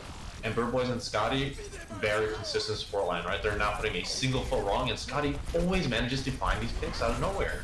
Yeah, I don't know how Scotty is doing this. It's a great window that comes out from Bird Boys too, and they just follow up with the damage immediately. This fight is not a fight anymore. I mean, it's just dissolved into cleanup within the first 10 seconds. Yeah, a minute 40 on the clock. You gotta wonder, should Jasmine be making changes? But now they've got the big ultimates, right? They've got Blizzard, Bomb, High Noon. They're gonna have the B coming up. Like, they have so much to go in with. But Genesis on the other side still do as well. They're rotating these ultimates perfectly. This is still an even fight, and there's a minute and a half left on the clock.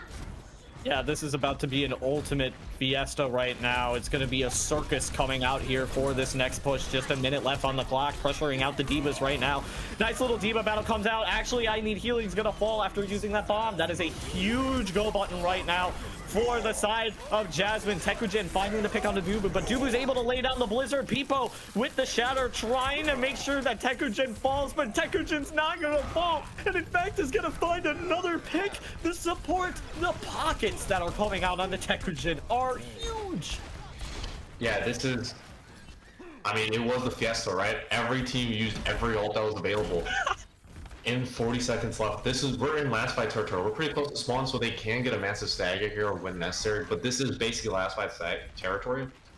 And we've got a support ultimate each on both sides, and I'm surprised Jasmine are still sticking with it, right? Like, they need to switch something up, whether it's their approach or maybe they need an aggressive engage to catch Genesis off guard. Something needs to be changed, otherwise with 20 seconds left, it's all over.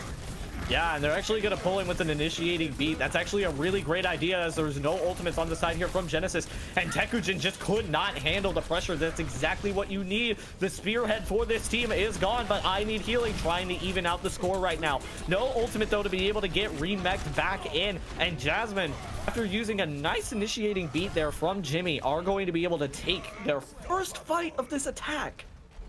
Yeah, people are able to get in a lot of damage in there. The beat really helped them get aggressive.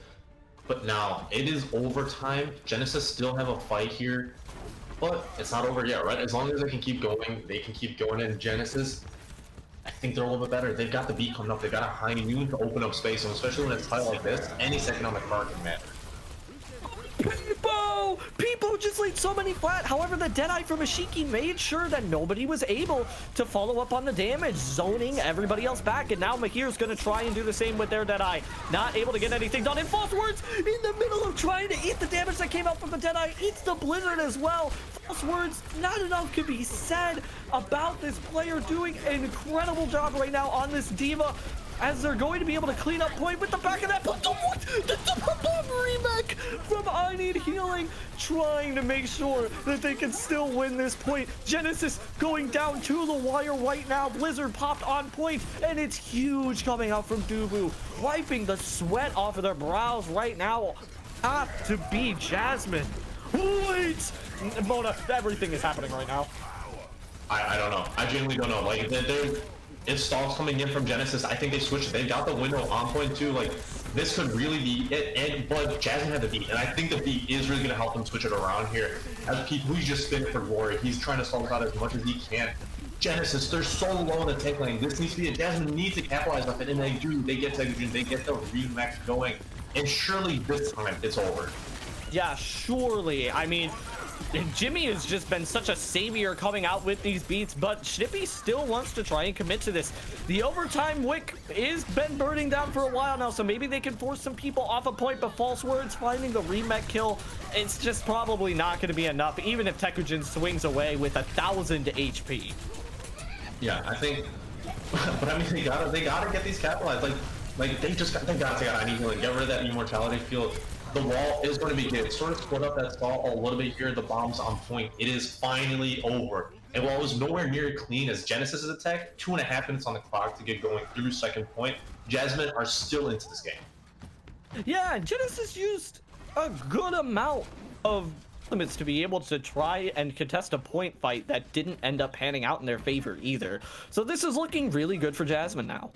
Yeah, and I mean, look at how much Genesis used just for that massive stall. Jasmine are coming into second point. They're able to get halfway there before Genesis can even contest, and they still have 4 ultimates. Yeah, with the window that also comes out off onto this high ground. Whoa, that boost for Mahir! That was such a great synergistic play coming out there from Mahir and Dubu. What great communications coming on between both of them. The Blizzard coming up on the high ground. I Need Healing not there to eat it, trying to contest point right now. False Words throwing out the bomb over into the back, gonna force out the immortality from Bird Boys, and it's just cleanup right now coming out here for the side of Jasmine as they roll through second. Yeah, it's gonna be hard to test Genesis. They're gonna really struggle to get onto this point here, but you know, Scotty's still alive, so they got the speed to touch it out when they need to. So is I Need Healing. And ultimates, again, still lacking a little bit for Genesis. This could be, this is the comeback that Jasmine could need here, as Genesis are right around the corner to take this fight. Yeah, Genesis are trying, though, to stay within it. The beat comes out actually in response to the bomb. Tekugen Shatter doesn't end up finding anything, which is unfortunate. Immortality going to be popped out to force Tekugen to stay alive within this fight. Snippy popping out the Blizzard. Gets eaten again! That was a great eat from False Words. That was a reactive eat. You can see the defense matrix coming out right in the nick of time. But I Need Healing taking out Ma here. Shatter comes out from Peepo, lays Tekugen flat after going for yet another pin. Somebody might need to unbind Tekugen's shift button. I mean, talking about Tekugen, but Schnippy has just been living rent-free in False Word's pocket. Like, False Word's just eating everything that Schnippy tossed out. Like, there are so many blizzards that False Words is eating, whether purpose or not on purpose, just not letting Schnippy get away with anything here. It's unreal. Like, it's just incredible view of gameplay. And now a minute 45, right? Like, this is very doable. They could even finish with a better timing than Genesis. Yeah, and with the window to initiate, they're going to try and take things really quick here, trying to get the powered up Fire Strike. Almost ended up finding something, but in fact, with all the damage that came out from the Immortality, they're going to find so much more than they could have ever hoped for, Mona. Yeah, it is so much. And right now, Jasmine, I feel like it's the same thing we saw in the last map. It's a little bit slow. It takes some time to get it going, but once they get it going, once they find the synergy, they're able to push through and just put on some dominant gameplay. So many ultimates there for them to contest with. Like, Genesis they're gonna have to pull something out. Yeah, it's a great eat there from False Words as well. I feel like a broken record saying that, but oh, so many picks have just come through from the side of Jasmine. It just seemed like that push was just so split coming out here for the side of Genesis, and they're going to cap with 53 more seconds left on the clock than Genesis did. We are on extra time in map 3. Oh, remember, boy. Genesis, at the start of this, they steamrolled the first 2 points. They got into third with 5 minutes on the clock. And now, Jasmine had the upper hand somehow. But we are on the attack again. Are Genesis going to be able to bring it out? Are they going to be able to mount an attack similar to what they did before? Because, I mean, they didn't lose a single fight on the first 2 points. So if they can do the same thing in a minute, right? Like, get up to third, that might be all they need. Yeah, it very well could be, especially after seeing the slow start that Jasmine had on their first point. This could come down to potentially just who ends up winning the first fight the fastest. And if we're going based off of that, it looks like in the neutral play, at least, Genesis do look better in this mirror. But when ultimates are on the field, I mean, it is just an absolute storm that comes out from Jasmine. Yeah, and they start out slow, right? They started out slow on, the first 2 maps on Lijiang and Numbani as well. But then they sort of really just pick it up. And they just look unbeatable and win like fight after fight after fight in dominating fashion. I don't know what they need to do to start off like that, but I mean, if they can, there's no reason they can't go on and win it all. And win it all, the first thing they got to do is win this series. Yeah, absolutely. This is definitely a good reminder. Both of these teams 0-1 right now in the group stages. This is going to be really difficult if one team wants to try and make it back in to the bracket play after taking a loss. It's going to be nearly impossible to be able to do it. And Tekugen starts it off great for Genesis, finding the pin kill onto Peepo. Left shift paying off dividends right now for Tekugen. It hasn't paid off in the past, but it's definitely working now as Genesis clean up the rest of the members on point. It's happening, Tangerine. Oh, boy. It looks like it's happening. They're just like, this is the one benefit, right? They finished with less time on the clock, but they've showed that on attack they know how to just completely walk through. And you thought, Jasmine, maybe they do it a little bit, put up a better defense in the first 2 points because they're on the right composition for them right now. But it's looking difficult.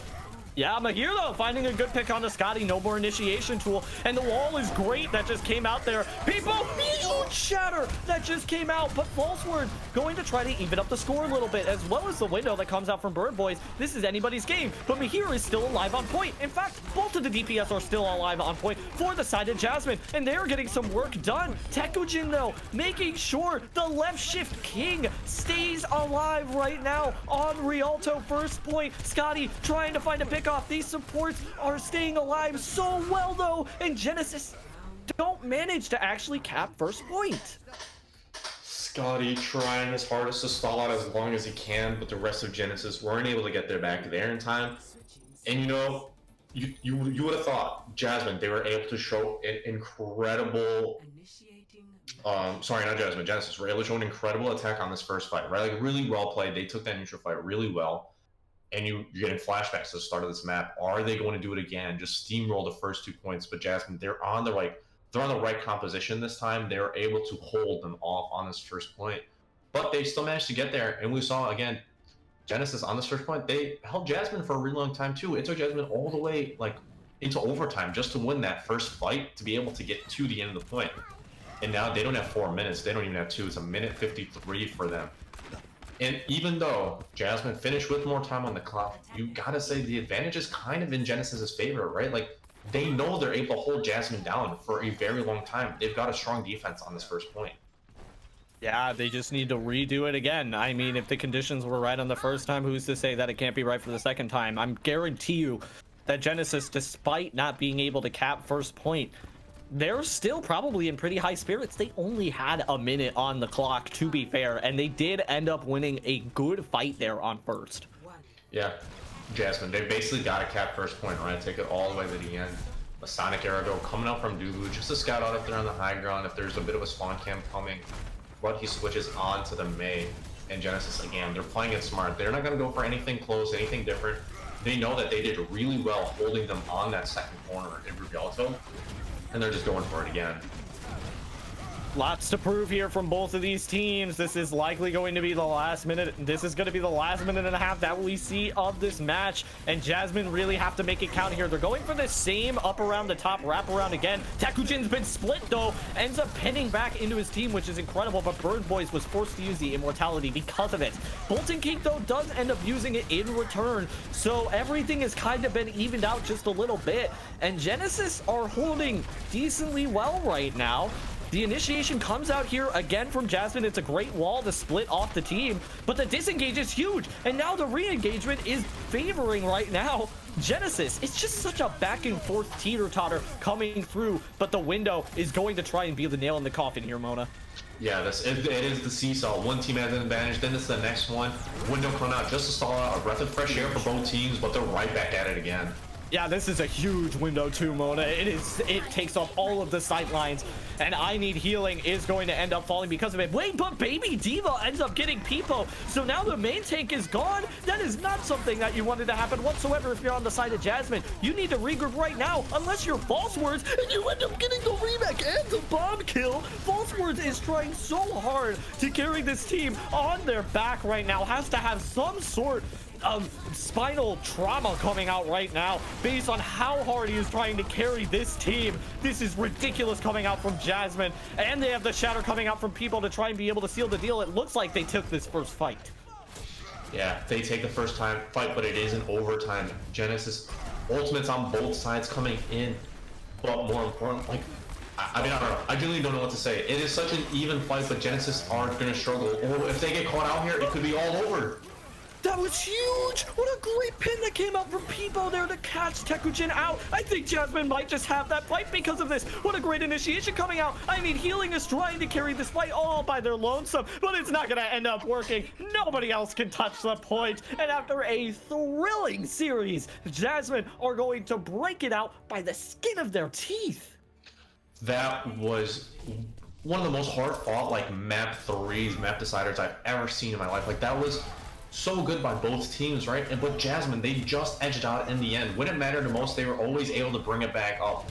People great, like, tank play, and that's not even just people for them, like, you know, to play the game, right? That shows the great Mei walls they had coming, everything. It was really, really well done there by Jasmine. They were just, in the end, they always had it. They were off to a little bit of a slow start every single map at the start of the series, but once they got it going, they were just cleanly dominate so many fights.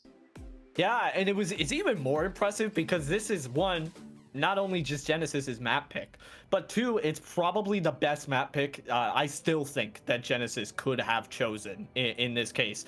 They look absolutely incredible in Genesis's realm right now. So Jasmine, a flexible team and a scary team at that. Yeah, I mean, I'm just very impressed by Jasmine. Genesis. That was a banger of a match. Yeah. I told you it was going to go all the way, didn't I? I called it. You definitely did. It was wonderful. It went more than all the way. I think we have some people coming in from Jasmine. They're going to come and ask him a few questions. What are feeling? Okay, I need to stop. We'll turn off jopping for now. That was just an hour straight of dropping. I need something to cool down. And here they are. So we have Peepo and False Words here with us. You guys just played an absolute marathon, 3-match going into overtime on map 3. How does it feel taking this? I'm so tired. I'm exhausted, but I'm also the adrenaline is still coursing through my veins. So we'll crash soon, but you know. I'm actually like shaking right now. I don't think you understand. Well, after this, you guys are now at 1-1 for groups, and you have a match later on today against the High Ground Rhinos, which it will be your deciding fate to see if you actually make it to playoffs. How do you guys feel about that upcoming match? You know, did High Ground Rhinos beat Genesis? They did, right? Yeah. Yes, you did. Yeah. It's So we're kind of corny, though. a little corny. Well, either way, I know my team's capable. We just proved it right now that we can play this game and we can turn it up. So we're gonna come in, crank it up to 11. Rhinos are it's gonna be another game. It's gonna be another banger. 3 maps at least. All right, we'll hold you to that then for later. So, I mean, this is the second time in a row Genesis has had a 3-map series, and now you guys went the distance with them. What did it take to actually to beat this team? Like, what were you guys talking about between map? Okay, what do we need to do in order to? Jopping? We were talking about jopping, yeah. The entire time we talked about jopping, I was just blasting jopping. Every time we weren't calling, tracking alts, we were just singing along to jopping. That's how we won. Jopping by Super M, best song ever written. That's a valid strategy. Obviously, it worked this match, not so much the match yesterday, but I didn't have jopping on yesterday. Oh, well then that explains it. If you don't have it on in the next match, you're throwing. I know.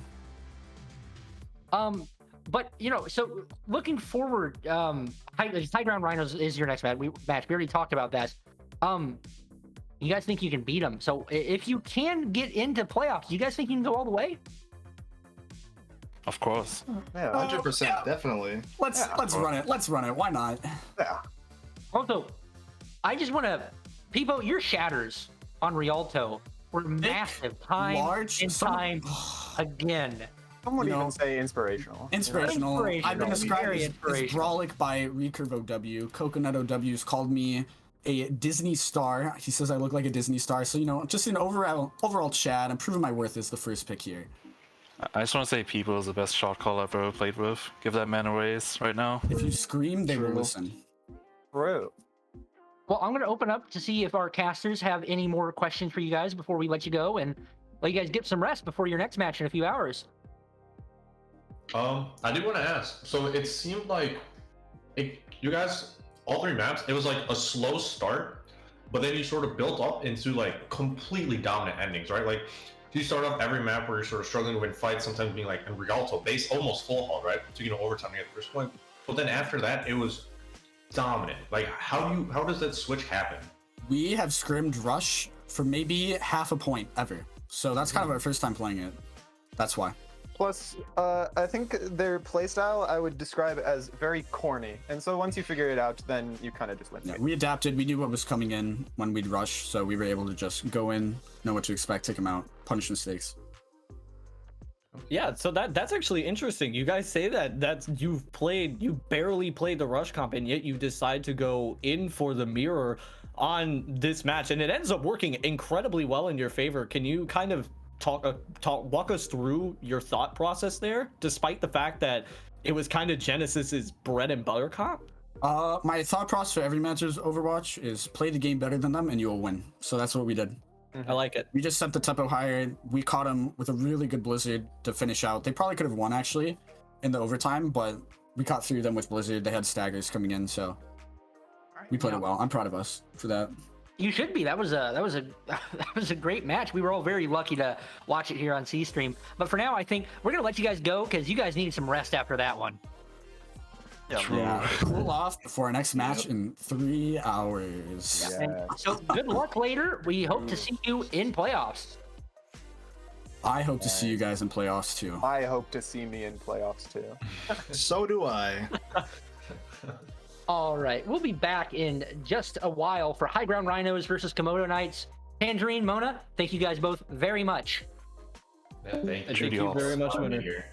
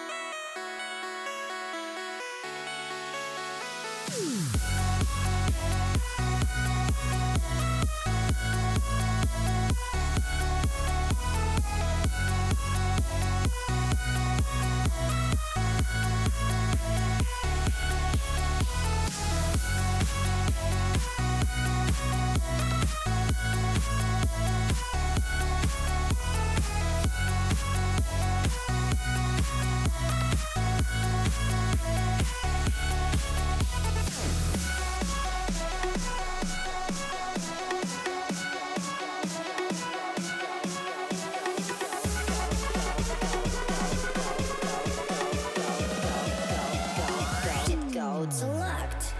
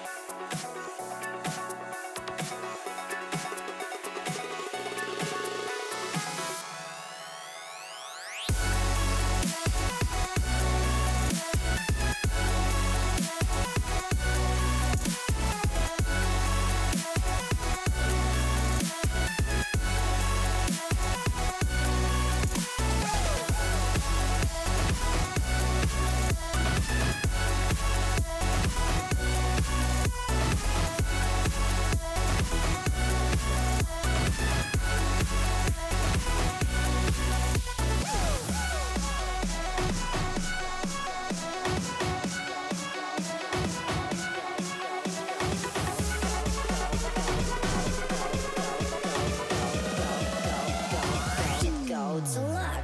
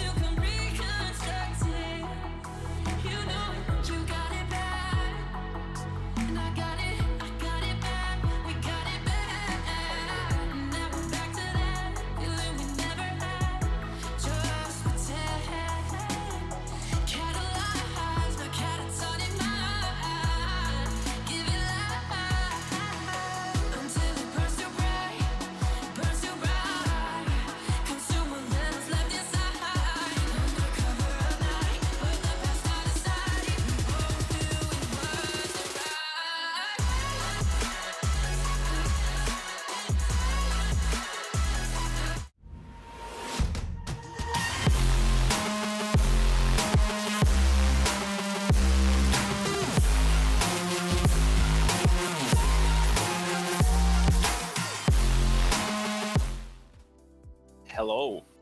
Hello, everybody, and It's welcome us. back to the Avast Sub Tournament.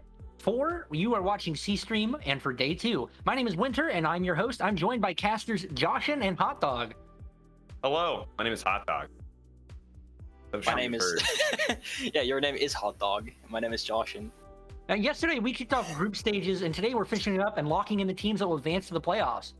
Next up, we have High Ground Rhinos going up against Komodo Knights. Both teams ended day 1 1-0. High Ground Rhinos took down Genesis in a 3-map affair, similar to what we just saw. And while Komodo Knights swept Jasmine with a clean 2-0. A win here will help solidify a spot in top 2 in Group C, and it may even clinch a spot to the playoffs if their fortunes hold. What do we think about this matchup, guys? That's really good question. I'm personally okay. You go first. You go first. No, you were ready. You were ready to say it. Okay. Thing. I just want to say I am a big fan of the High Ground Rhinos. I am gonna hard cheer for them, even though I should be unbiased as a caster. I'm secretly gonna cheer for High Ground Rhinos. Yeah, I feel like I do kind of want to see how their meta playstyle works. It'll be interesting to see kind of a more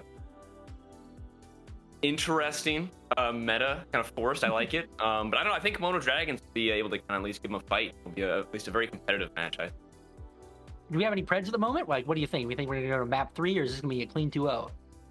I'm feeling map 3. I'm feeling clean 2-0 for High Ground Rhinos. Yes. Okay. Ooh. Okay. All right. We'll see who's right. Well, either way, I hope we just have another banger just like we just watched a few minutes ago. And I think the teams are ready. I think the casters are ready. I think it's time to get into this. Do it. I'm in. I'm ready to rumble. Look All at right. these rosters. I'll send it over to you guys. Stacked. Have fun. I'll see you later. See ya. Thank you, Winter. I was gonna say thank you. You don't say thank you. Come on, that's not how your parents do. Would you look at these rosters, Hot Dog? You recognize Yeah, I any of mean- these names? I mean, I don't know. There's that one Signet. Signet, is that how you say it? It sounds familiar. I mean, yeah, there's a lot of familiar faces here from like BPL. Yeah, Signet. I think Protein Shake was in the BPL. Drake, Butters, Mint. Sleeping. There- This is a good I think one. everyone Yeah. from High Ground Rhinos was in BPL except for Brow Daddy. Yeah, this will be, I think, definitely a very interesting matchup. Again, just kind of forcing that play style, seeing how you can adapt, even if it's not the most optimal meta at the moment. If you're able to kind of make a strategy and force their team to have to like look at that strategy and act on it, that can be a pretty effective just fighting style. I'm definitely excited to see the Rhine on the high ground. See what he can Please. do. We better just see if I don't see him just always on high ground. Like, I mean, what's the point? What even is? If I don't see him press shift on cooldown, I will actually wait.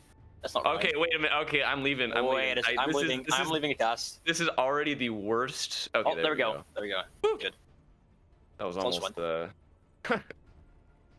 Oh man, I'm not gonna lie. This is probably my least favorite Nepal map. It feels like if you don't get to the center point fast, you're just kind of just posed no matter what you do. You can sit there with the sim, just set up your turrets and then just kind of wait.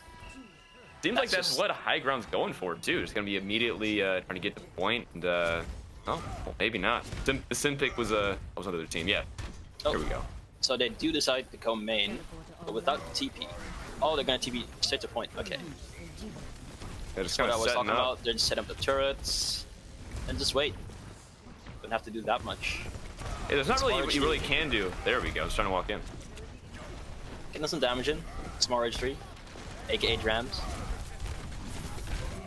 Signet swinging his hammer, blocking every bit of damage, demaking Tomathan, and he falls to Wi-Fi. Yeah, this feels very back and forth. I mean, looks like it's still there. Both supports are kind of down, or one support is down for the Komodo Knights, and looks like Komodo is starting to get some solid damage in as both the as Wi-Fi and Jack are able to get some solid picks in. Looks like Komodo Knights are just actually going to cap it. They're going to win the fight, even though they arrived later at the point. Yeah, that's interesting. I feel like they immediately swap off the sim. I feel like Josh, like if they how did that happen? Like, why did they not get the point? I think they were simply just the Komodo Knights. They were split up. Smart HD came from the other side. Our team came from the opposite side. They just kind of pincered them. That's what happened. So now just looking to spam out this choke, staying in a little room right there. Lucky goes in. Oh, big flux actually. Aggressive here. Looks like they were able to get the actually a duplicate on the Baptiste. Wi-Fi is trying to stay alive and get that that invul in, but it doesn't look like it's going to be enough as Phoenix is able, or sorry, Protein, excuse me, is able to get the some damage out, get their lamp as well, and looking a little bit like in the favor of High Ground Rhinos here as this kind of turns toward the point. High Ground Rhinos winning the fight, but not exactly just touching a point. They're gonna do it now, but they're gradually losing members somehow.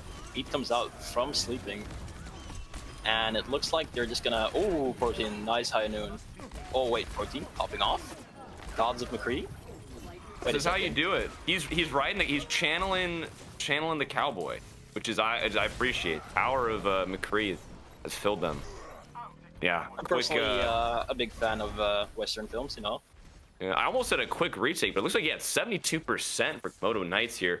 High Ground is going to really have to just kind of solidify a defense here, and hopefully this retake is kind of given them at least a foothold to kind of bear their weight on as they try to hold off this attack of Komodo.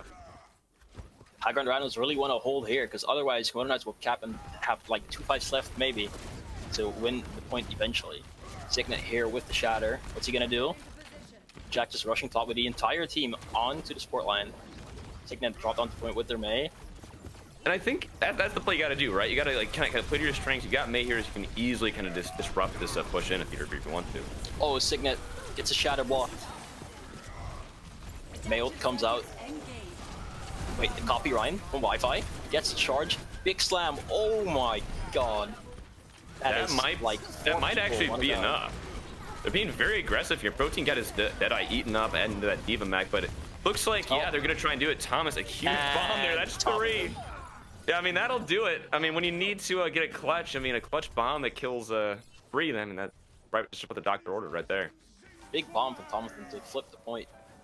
What? Yeah, I think that was a misclick, I assume, unless he was doing a really cool Superman impression, in which case, absolutely on plan there. That was not probably a fat finger, yeah. Well, they come out here with the window. Signet gonna receive a lot of healing through the window, of course, from Butters. Smart choice to charge through, touch and point. And Drams falls Protein Shake. Freezes come out from the Mei here. Drakey. And it looks like that High Ground Rhinos are just gonna cap point.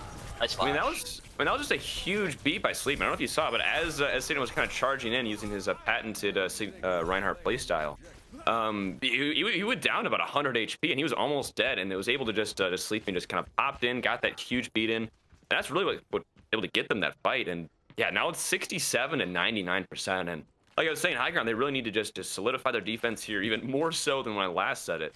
If they lose one fight here, it is 0.1 for Komodo. High Ground Rhinos are gonna have to catch them with the high noon on the rotation here. That's what they're gonna do. Get no one. That's really unlucky. Shatter comes out, gets the Sigma and the McCree. Jack falls really low. Oh, but they get the Moira. No. And it looks like High Ground Rhinos are just... Wait. As you're saying that, it's so back and forth. Thomas ate the male. Oh, wait, never mind. They still lose. Wow, that was actually so back and forth. I think that's been the name of the game here for the whole weekend. No matter what, I think each match has started out as like very almost like okay, just chaos. There's chaos, like absolute chaos. I mean, that's just what Rush is. That's true, but even more so, like it felt like each fight, no matter what, has been very back and forth. Which yeah, it's kind of speaking to what I said earlier. This is going to be a pretty competitive match.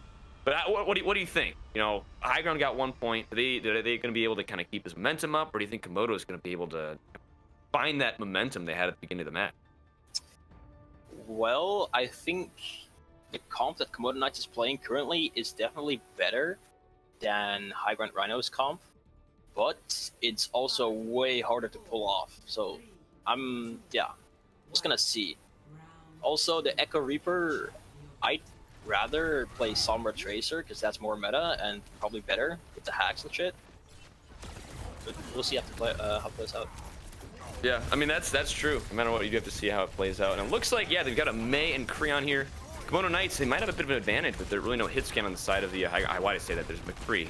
Anyway, McCree able to get some damage in and a quick pick off by the Lucio on the main take of Komodo Knights. It looks like they might be able to kind of eke out an advantage here. Ooh, nice rock onto the Reaper. Here from Wadet. Looks like high ground Rhinos are just gonna cap the point. Get in the water real quick. Nice. Yeah, this feels like I think they're gonna win. Yeah, they've got a really good comp to hold this point, right? I mean, they've got the McCree, which is a hit scan. I'm gonna say I recognize they have a McCree for the hit scan for the Echo, but they're also able to again, kind of hunker down. They've got double shield, and they're able to also walk into people if they want to because they've got that Lucio, and if they need to, even hunker down even further. They've got the Mei. I mean, they're really able to kind of play this game how they want it, set the tempo, which is a little bit tough when you're running dive. Wall comes out, kind of a waste. Monkey jumps in. Jack is very, very close to Primal, and Signet falls down. Flux comes out. Or not. Okay, what it? Unfortunate. He misclicked the one before, and unfortunately, the one time he needed to misclick it, it didn't go off. And with that, Komodo Knight's able to get the point here. Being aggressive here with this Winston. Very aggressive, actually. That's monkey time. That's huge Nightwing time right there. That's big pog, a big monkey pog. That's what I can say. Say peanut butter. that's my really good Winston impression. Hope you guys liked it. Get some claps in chat. Thanks. Can we get 2 likes for that one? 2 likes. Maybe a sub as well. Notification started. A huge shatter. Oh. Funky. Uh-oh. Poppy comes out. Signet falls down. Oh, the beat comes out and the Flux comes out. Are they gonna retake it? No, they're just gonna opt to back off for some reason, even though they should be winning. Evil Bomb comes out. Window 2. They're using a lot of ultimates, but they're just not walking to the point, even though they have like a lot of space right now. I don't know what's happening. Yeah, it feels like they're kind of scared, right? They've got the Wi-Fi on the Echo here, just kind of spamming down. But I really feel like that shouldn't be enough. Maybe they're trying to fake them out so they can go up here, and it looks like they might be able to get this monkey. Nope. Okay, Signet, unlucky. Going back to those Dire Straits references, it kind of was like ults for nothing and ticks for free, you know? Get that one, baby. Alright, Mei going in and being aggressive, and unfortunately that's a huge blossom by the 4K. Reaper on Komodo. That was disgusting. Rams just absolutely just shredding them in the blender. And that might be enough to kind of get this within like single fight territory. Right now, 39 to 80%. With the special move, the Reaper guy. He pressed Q and he did it really good, I just want to say. Did it really good. Yeah, as we say it, they're going to try and get another high ground attack here and maybe able to get the monkey. Nope, he has to reposition, and they have to push in here right now. Oh, Signet falls early. It's not good. Monkey jumps in. Some of them removes the lamp. No more survivability, and Tourney Shake hits nothing. The high noon is looking really, really bad right now for high Rhinos. I mean, maybe they can get a miracle here, but it's looking pretty rough for them. Tomathan and Drams just finishing everything off. And it looks like high ground Rhinos are gonna lose the fight. Yeah, Georgie Boy with a huge beat, they're able to kind of just keep the fight rolling. Not much really you can do, kind of trying to fight into that. And looking at that, we got a third point here in the first map. It's feeling competitive. It feels very back and forth. Yeah, it'll be interesting to see who can kind of play this last point effect. Maybe we'll see a Roadhog. I want to see some. On this map, you can kind of play both comps that they just played. Wait, high ground Rhinos are going for the Orisa for the double shield. That's actually a really good comp on this map. I'll respect it, even though it's not the Reinhardt I've come to learn, love, and trust from Signet. I'll trust this Orisa just this once. Just this once. You're going for the Bap Moira. Interesting. Oh no, Bap set. Okay. All right, interesting. They're gonna try and get some Bath picks here and get a lot of pressure down. Not sure if it's gonna play well into the Komodo Knights here, but we'll have to see. But as they're running dive, they're just gonna look for more spam. They're gonna look to spam out Komodo Knights before they even engage. Go onto the Winston. Turrets down. Oh, Jakey gets jacked, but Signet and Water fall down early. I don't think this is looking good for high ground Rhinos. Yeah, I feel like, I'll be honest, high ground does not have the best comp here again into what Komodo's running, and it feels like Komodo's just really favoring this dive. Komodo just has really good target focus with that dive. You have Drams on the Reaper, you have Wi-Fi and the Echo. Both one of their best heroes, one of their better heroes. Yeah, they're just getting a lot of target focus and being very aggressive with this hyper, 6-man dive. And yeah, they're just trying to fight, get them spamming here as the high ground Rhinos just try and get some sort of space. And nope, I think that's another fight over. Protein Shake falls early. Drake here comes on the flank, trying to get some damage in. Rams and Tomathan both go on the Soldier. And it looks like Rhinos are just pushing high ground Rhinos into that choke. They can't go through it. Drake tries to flank and do damage, but it just doesn't work. Yeah, man, I just don't know why they're still kind of running this comp of high ground Rhinos. I feel like they just need to just go what they're doing. They did well with. Just go rush, force them, fight them into the game. Maybe go monkey. I haven't seen Signet's monkey here, so I don't know how good of a swap that is for him specifically. But something's not working with what they're running. I feel like currently they just could swap the Arista and they also just swapped in McCree and then just play like a really weird rush call, but I guess it would work. Mm-hmm. But okay, Komodo Knights just give the space. Komodo comes out, he's gonna claim point. What are they doing? This is interesting. Maybe just trying to get some, just kind of wait for the fight in. Yep, yeah, that was not. I don't know. Oh wait, Drams got the Reaper. Rams once again just kind of coming in clutch here and able to put a lot of pressure down, and maybe high ground Rhinos able to kind of take the point here. It's gonna be tough, and yeah, nope, they're Protein Shake and channeling his inner Alwyn with the Tor Bear. I like it. Protein is doing it justice, and yeah, they were able to get the point, and maybe they can kind of keep holding it. It's gonna be a little bit tough as more reinforcements come in for the Komodo Knights. I don't think they're gonna hold it, or yeah, what it is almost dead. Oh, Winnow comes out actually. I think they are very well done. They just have to touch it every so often. Yeah, I mean they're playing as well. Yeah. And I honestly did not expect Komodo Knights to lose this one actually. Oh, Big Blue comes out. For a brief moment there, I thought that was going to be a huge play with that bomb, but it looks like Komodo Knights able to kind of get some pressure on and just clean out the point. Wadit is trying to do some hero work, but I don't think it's going to be enough. A little bit of the Golden Core on the point. Maybe stay alive for a little bit longer to get it to 41 to 86%, and it is dire straits here for the high ground Rhinos. Really, really fans of those dire straits references, aren't we? I just like saying that phrase, Joshin. It's just a very good phrase, yes. Up a creek, water just dies.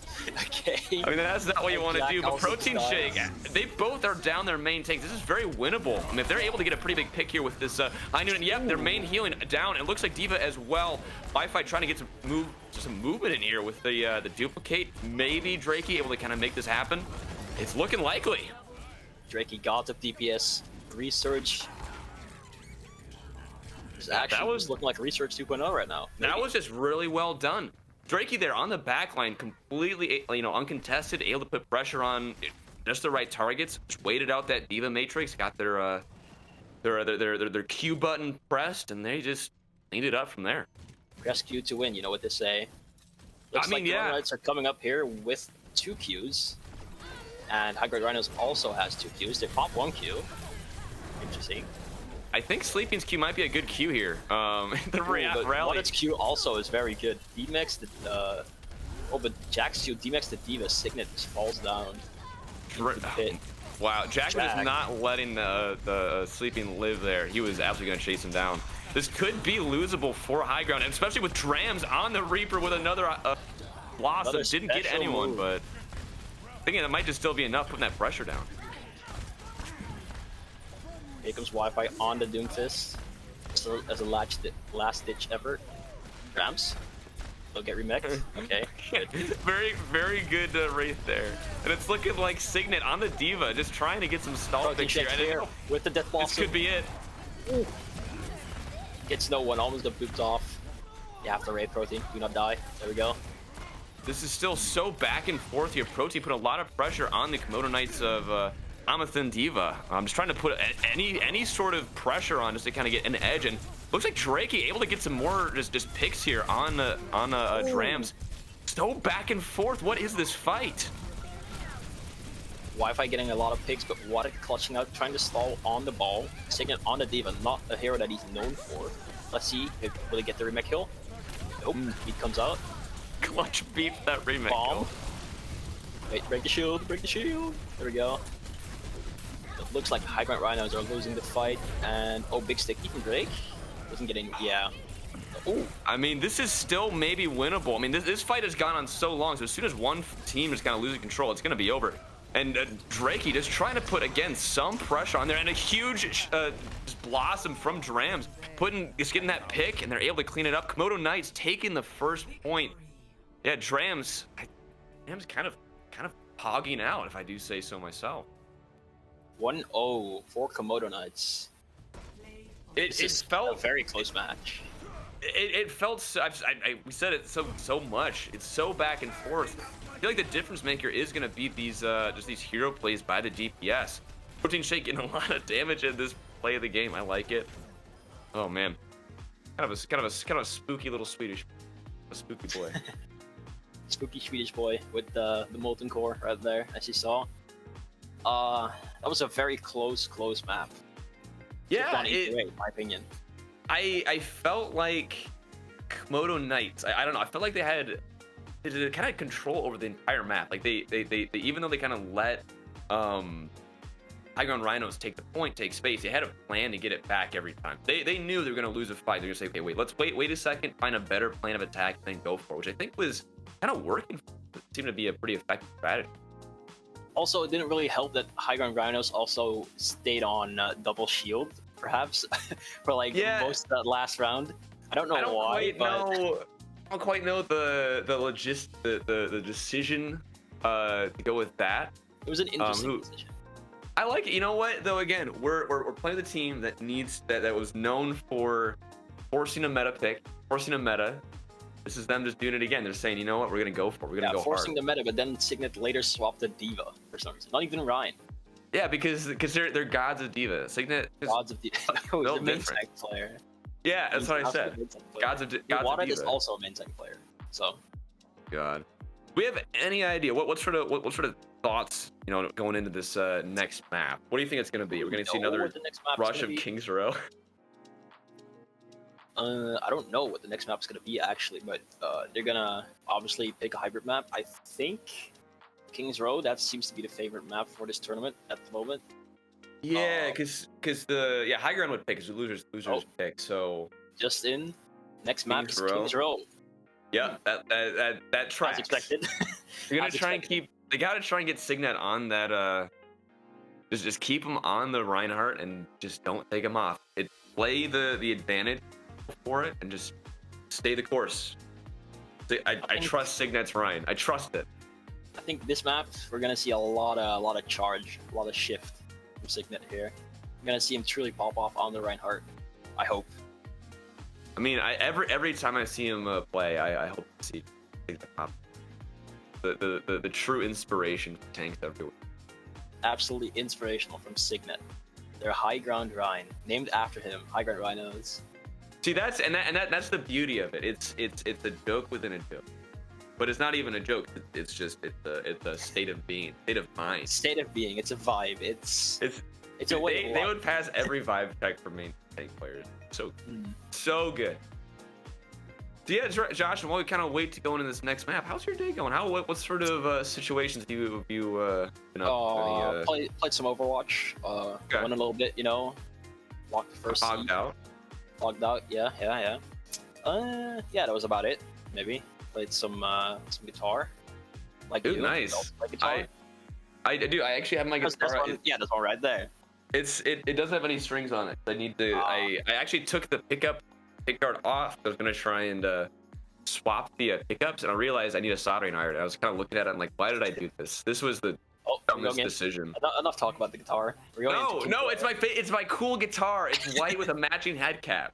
Now I've got a J bass that is it's kind of a off blue, off black with a matching head cap. Dude, it's poggers. You know, I saw it from far away. It kind of looked like a Stevie Ray Vaughan type guitar. You know, Strat. That's what it reminded me of.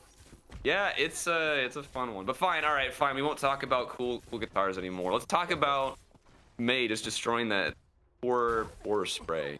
Let's talk about May and how I will fall asleep in like 2 seconds. Oh no. of this Oh gameplay. no. Wait, the disco bap spray. Let's go. Okay, that's actually a W. Now you're wide awake. That was the adrenaline rush you needed. The adrenaline rush, yes. Looking like nothing too crazy out of either team. Pretty standard But stuff. I do see a Doomfist. Yeah, I like that. It's gonna be trying more aggressive with these dives, trying to put the pressure on. And yeah, a Zarya as well as a Diva, which I like. Really kind of like gonna lean into these aggressive dives. And Drakey, okie dokie, bye bye. Drakey, what are you doing? What are you doing? This is why you don't play Doomfist, honestly. Yeah, I mean, Doomfist is good. I mean, if you're able to kind of get a solid bubble on there, that's one thing. But I feel like on that initial push, you just gotta give it to Reinhardt immediately. Like you can't really. Did Browdaddy use his bubble already? I didn't see it. He did. That was the other thing. He'd use it on the Reinhardt. So like, yeah, that's not what you want to do in this comp. Exactly. You gotta wait for the next bubble to actually kind of have any. Oh, there comes the punch. And look, there we saw it. The bubble on the Doomfist. Oh, the charge comes in and dies. I mean, that's not good. It looks. Drakey able to put some pressure down on there, get some solid picks to the backline, and high ground Rhinos able to get this fight potentially this. Kree doesn't give him too much, or Diva doesn't give him much issues. I'm gonna be honest. I don't think this was. I don't think that Doomfist was the reason why they capped this point. No, they're just better. I think there wasn't the Doomfist pick wasn't the solution, but it was the answer for that fight. Just because they were able to kind of clean up some fights, and yep, there. And yep, there he goes. Yep. Okay. All right, now okay. Maybe next swap question. off the Doomfist, buddy. It's answered. It's question number 2. You gotta swap off and not okay. I mean, he'll probably stay on it this roll. When it comes out clockwise, popping off. The 2K can it make a 3? Oh. Unfortunately, you didn't get the 3K, but hey, you get two solid picks. That's all you really need. And Wait, they get Thomas. What is he doing there? Dying apparently. Yeah, of course he is. A little bit of a kind of bubble. a weird bubble, but yeah, and then a solid high noon there from the protein there to get the clockwise the May on the Komodo Knights, and looking like they're gonna be able to kind of win this fight and hit Drakey, put the pressure down. They're just pushing in very, very far, while I don't know who's pushing cart. I think Bap, maybe. I don't know. They're just trying to hold this.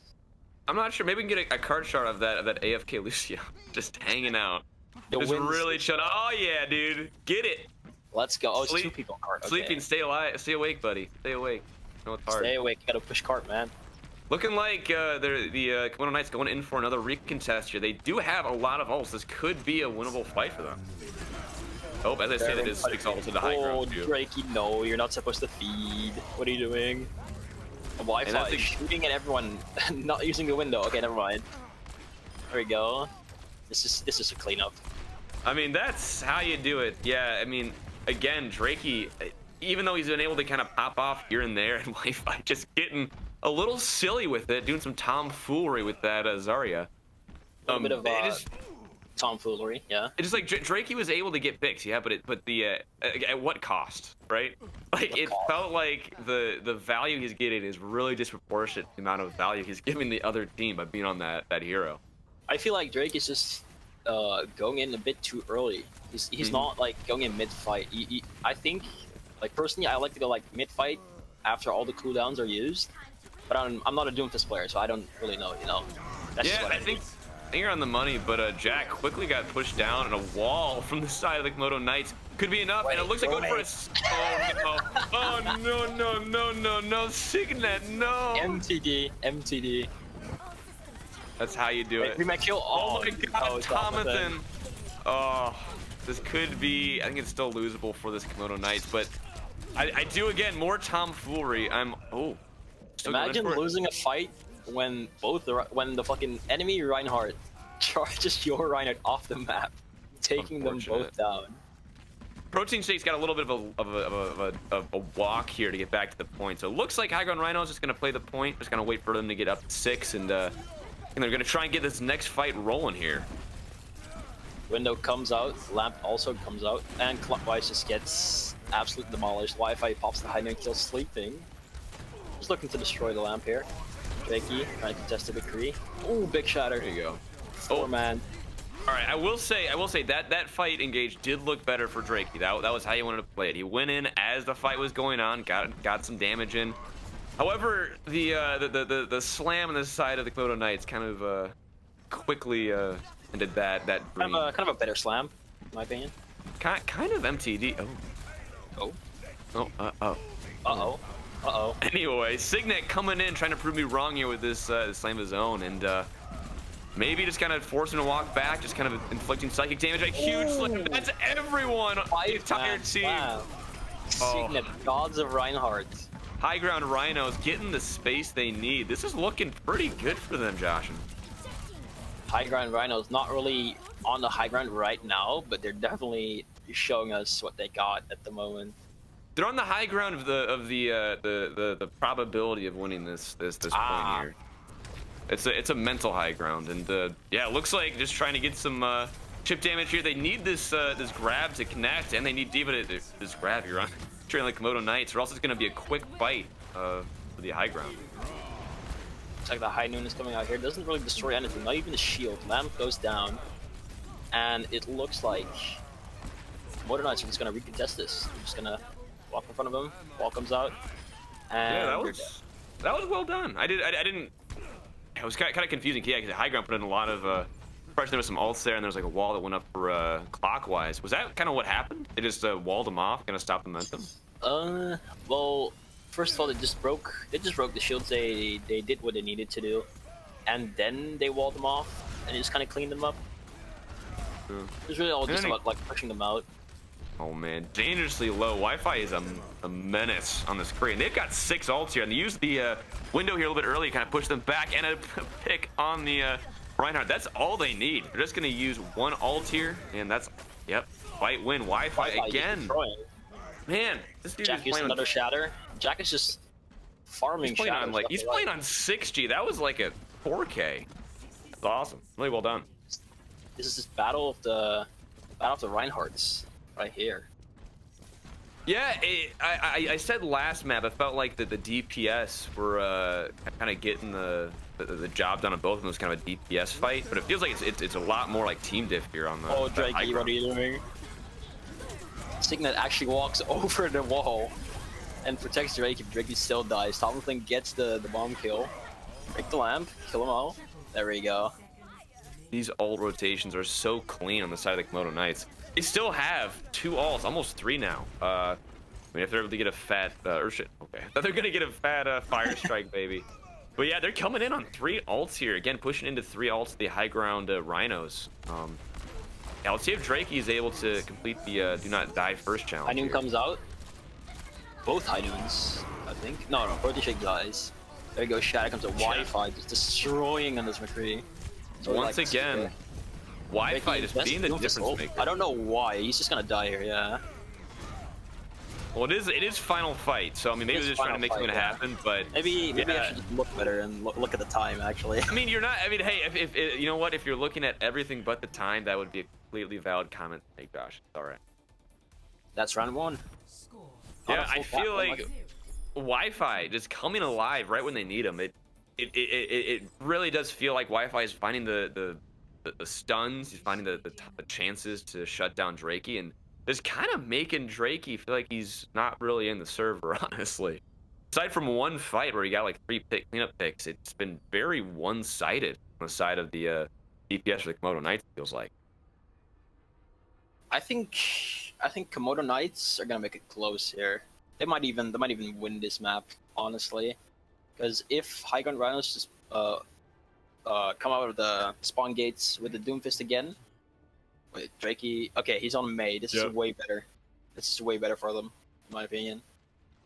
Yeah, I think that's gonna be the pick. Oh, wait a minute. Is that? That's a Genji. That is a Genji. Dude, it's time to I am personally a big fan of the Genji. Let's see it. Well, the real question is if it'll be a wise decision to run the Genji. Dude, I'm so funny. If they swap before the time, like, oh, no, they're on Winston. Josh, I just want to say, you didn't laugh at the funny puns I made, so you can laugh at mine. They're really funny, so you can laugh. Thank you. That was the fakest laugh ever, but... No, that was real. That was real. Chat, yeah, that was real, right? No, he swapped off the Genji. Cringe. Yeah, it looks Come like they were on. gonna go like hard dive, which I would have liked to see. That would have been fun, but yeah, they're just gonna match him here pretty much. Yep, nope, mirror comps here. They're gonna be the old rush with May, and yep, they need to quick that wall. Boring May rush. There we go. Jack falls down. Lamps come out, and Iron Rhino should be able to win this fight considering Komodo Knight's Wi-Fi. Wi-Fi. Just free kill. Protein just takes Wi-Fi. it takes a few seconds for Protein just to realize the McCree's there. You know. Wi-Fi. You can't let Wi-Fi do that. They need to get eyes onto this guy constantly. Feels like But no Sigma matter just- what, he's getting Sigma just picked. killed everyone though. That's how they hold it. Drake can just looking to spam out here with his right click, the icicle. Let's get him some ult charge in. Not a lot of ultimates on the field here. Butter's actually coming close to the window. And I will say That, Sig is quickly coming in on his own ult here that he had. Earthshatter putting down. He's frozen Wi-Fi. Oh my, oh my. Wi-Fi getting the picks for needed clockwise, coming in clutch as well. They have no main tank and it looks like no Baptiste. Their main is going down. Wi-Fi once again getting the picks they need, and Amatha just cleaning up. Yeah, it looks like Komodo Knights are just gonna cap this. They're 2 minutes and 40 seconds, which would give them like, I don't know honestly how much time that will give. Oh, nice flash. Did you get it? No. So close. I was hoping. I felt like that was these gonna were be 5 minutes. 5 minutes on the clock. That is insane. Yeah, and now we just kind of play the waiting game. Like Thomason on cart duty here. The chosen one. Someone in chat said hot dog so cool. Do you agree? I agree, definitely. I disagree because hot dogs need to be You disagree? hot. Like Oh, yeah, that's true. or, like a cold hot dog sounds miserable. Yeah, it doesn't sound good. Doesn't sound very tasty. Speaking of a cool play, let's look at that high noon as high ground Rhinos able to kind of put this the pressure on Komodo Knights and kind of push them back into their spawn. Exactly. I don't know what to say, honestly. Yeah, it is. They pushed Jack in is and just- now yeah, they all just kind of died and got pushed back into spawn. I don't know not what much to say. you can do. And now they're doing a very aggressive spawn hole, and yeah, just go the right side, get out of there. Not much you can do. No real way to get out there. So yeah, just go to the other door. Luckily, there's two. Luckily. Looks like Komodo Knights are just opting to go to the high ground. Big freeze coming out. Beat. Oh wait. Oh wait. They're all trapped just in got that point. Ajaxed. He just got Ajaxed, I think. Oh wow, dude, this is actually a very strange fight. They're all being very aggressive on the high ground, and Amathan trying to get some kills with this this baby diva, and Wi-Fi again, another pick on Drakey. Unfortunately, clockwise falls and looks like it could be an even fight, but nope. Jack coming in, making Komodo Knights look good, getting that that point presence once again. They're just gonna push the cart here. They're gonna blow cart. Blow. Okay. There we go. Let's get Lucio on there. It's his. It's okay. That's why you play Lucio, because you want to play Jack on the doing cart, right? some styling, some 360s. Style with these. No, there comes the remake. Back into mech. Thomason. Could have gone for an And aggressive looks like spawn high kill. ground runners want to hold this corner. Oh wait. Wait. Wi-Fi again, being Wi-Fi. aggressive. Oh, That's there we immediately go. shut down though. Very well done, but it looks like Big shatter coming out from Jack. a huge blizzard. That's the word. Will it Jack, survive? just No. unfortunate. Both the Reinhardts fall down. This is a battle of the High Noon comes out, or they're hiding behind the corner. Very smart. Looks like Yeah. there's a pop-up. Oh, good DM, Jonathan. Not much you can do here. Just gotta kind of wait it out until Wi-Fi gets a pick, and now both windows Both on windows. both sides. Wi-Fi is just pre-diffing. He's Wi-Fi's pre-diffing just that so time. good, constantly getting the picks they need. Oh, it's Signet. The Shadow gets 3 people, I believe. And Wi-Fi holding on to his ultimate, thinking, hey, he can win this fight. Oh, Jonathan, nice. Yeah, very well done. You know, Wi-Fi. I keep saying his name because he keeps popping in the kill feed. I feel like didn't he have a? I think he had a high noon at the beginning and immediately got another one at the very end of the fight. He's just pumping in this damage. So well done. So well done Wi-Fi fighting. says Sig so brawlic, that pin. Signet says no fear. That's how we like to see it. High I ground. want to see more pins though. High ground Rhinos got to have no fear here as they walk into this this high noon. Able to Signet. get Signet. No fear, it just dies. It just dies with no fear. One fear being in spawn. I don't think he's afraid of that either. And it looks like Komodo Knights are just gonna finish this one out with the Mayo. And this might be GG. This looks like it, Jack. A fat shatter, and Komodo Knights finding the solution. Man, they just I think the solution was just get Wi-Fi in a good position, set him up, get him in a spot where he can put just pressure in and just let him loose. That was really well done. Jack was disgusting too. What, is this a shatter? Oh my god. He had like 2 or 3 of like these sort of shatters.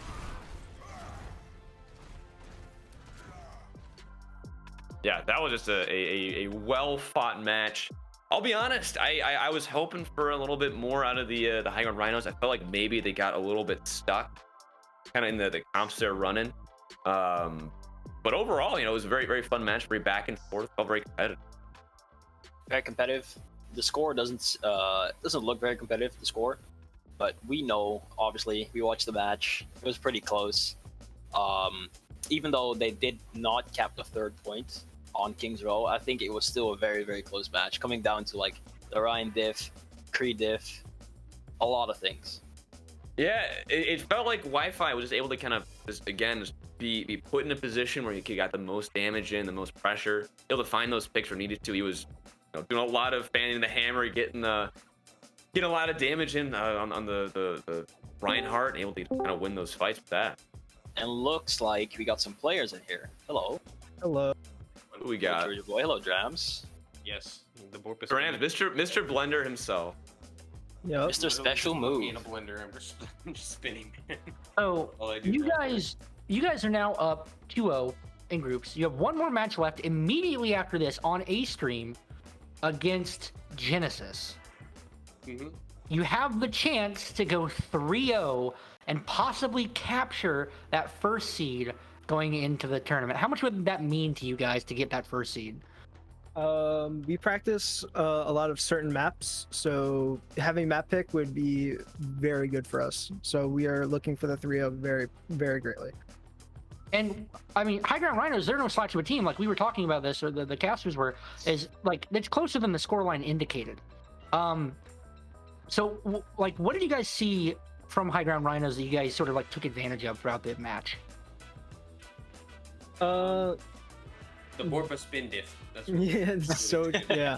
They just The didn't Borpa play Reaper, spin so we diff. played Reaper. So that was basically what happened there.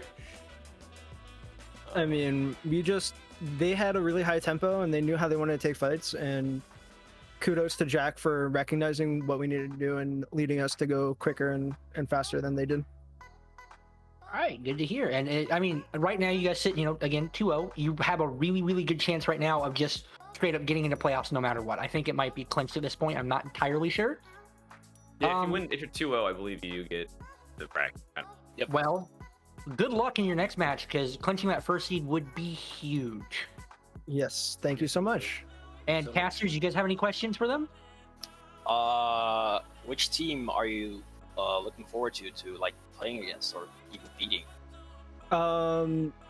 Not because you're in here, Joshin, but your team is definitely someone we're looking out for. Other than that, maybe the Rough Riders. Who knows? The Rough Riders. I'm also looking forward to playing Rough Riders. they beat Recurve, and I wanna avenge them. Yeah. Please do it for me too, buddy. They're an interesting team. Yeah. The only question I got is, what is your favorite condiment on a hot dog? I got it. Chili does count. Chili counts as a condiment. Then don't chili. eat hot dogs, so that doesn't. All right, get him out of the. Can you get him? Okay, fine. Get him out of here. Take his coat. Get him out of here.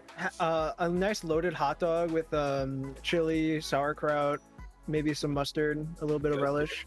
Okay, I respect that. Yeah, that's the hot dog you feel a week after you eat, which I appreciate. But really get all your all the power packed into that one. I like that. Absolutely. Now, I'm sure you guys have somewhere to be. I'm pretty sure 5 minutes of rest between. Yep. They already want me to. I'm already in the next lobby, and they want me to grab my players. So I'm gonna. Good luck, guys. Yeah, good luck. Good luck. Thank you so much.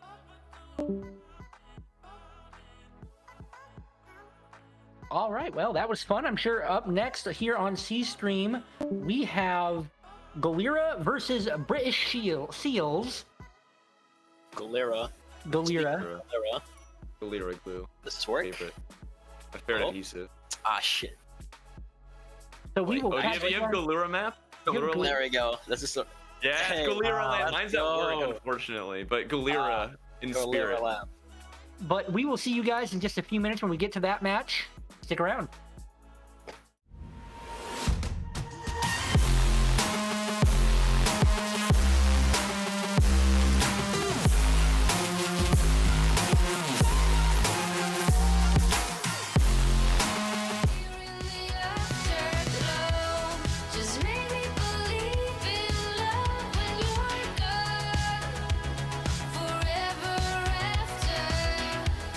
Just make me believe that we find some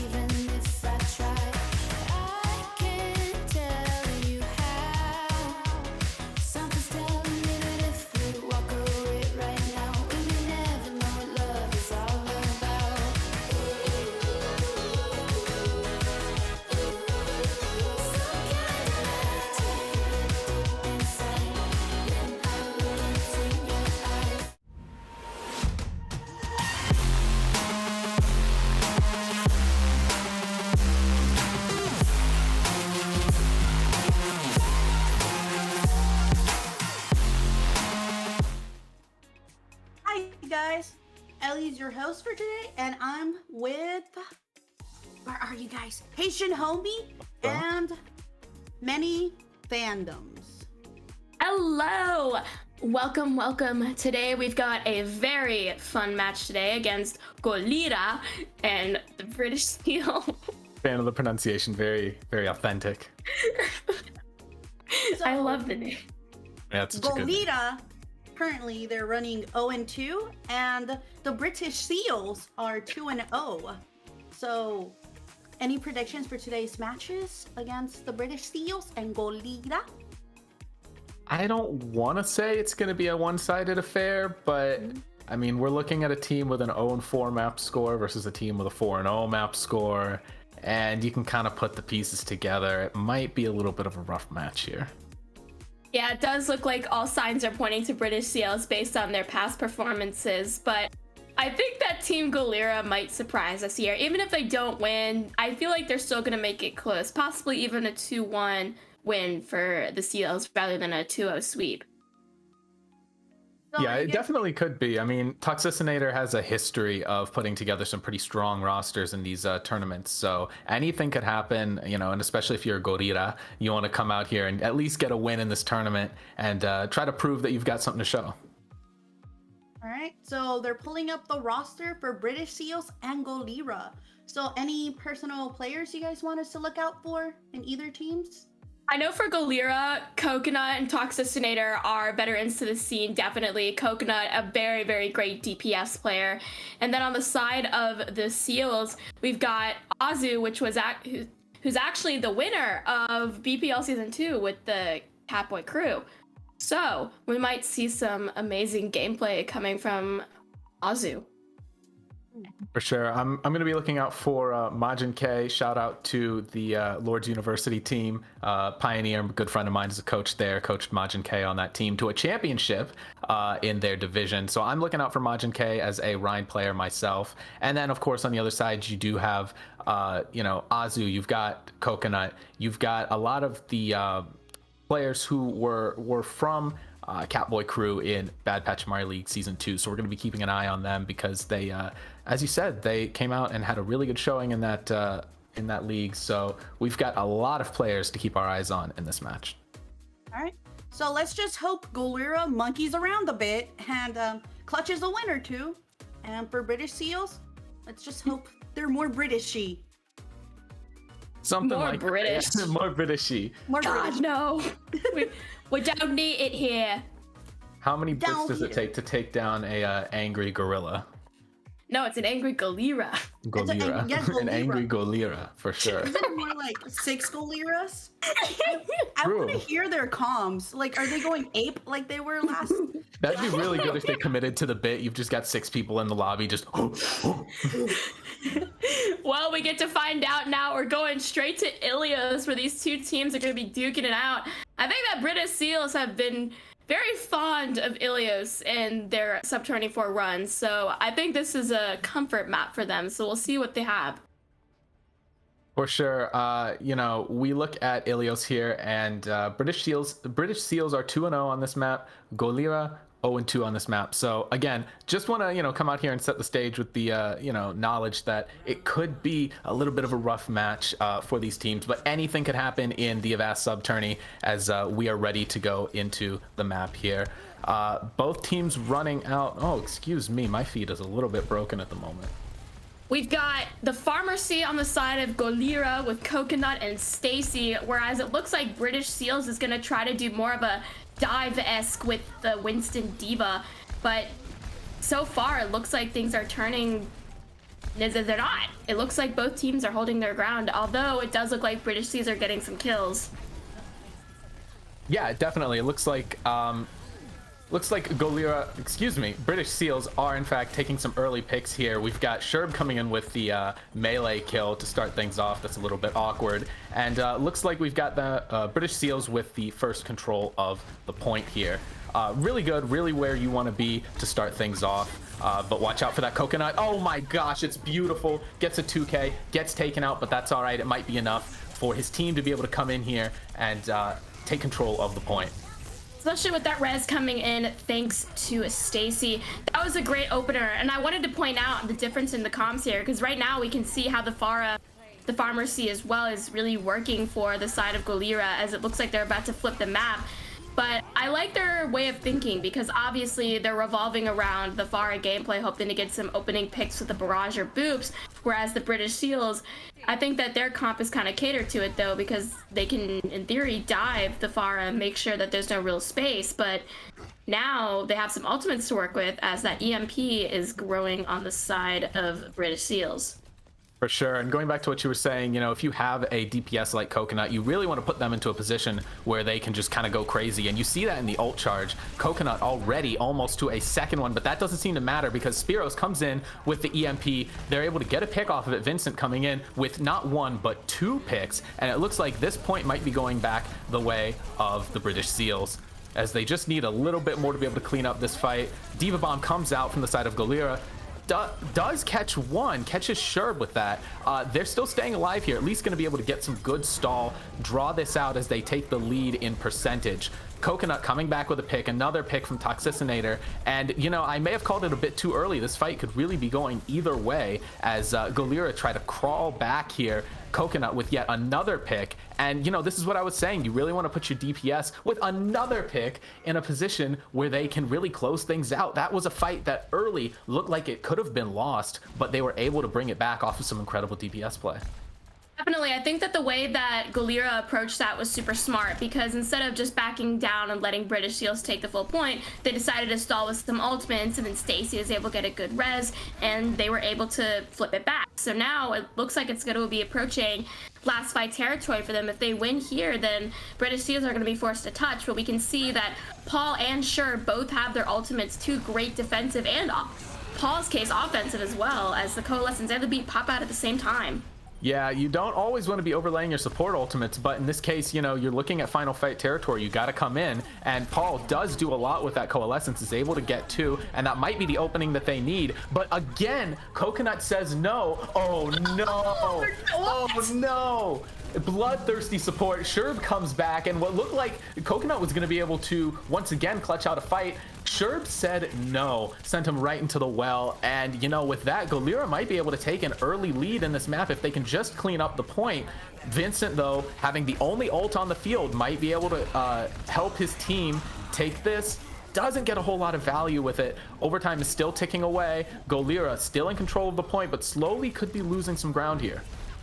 You know what? Only in a vast sub 24 you see the 2 flying characters get booped, where the Sombra was dead, so there was no way of a hack. And if there was a hack, then man, good plays from there. But truly, anything can happen. Anything can happen. But now we see that what has happened is that British Seals regain the point.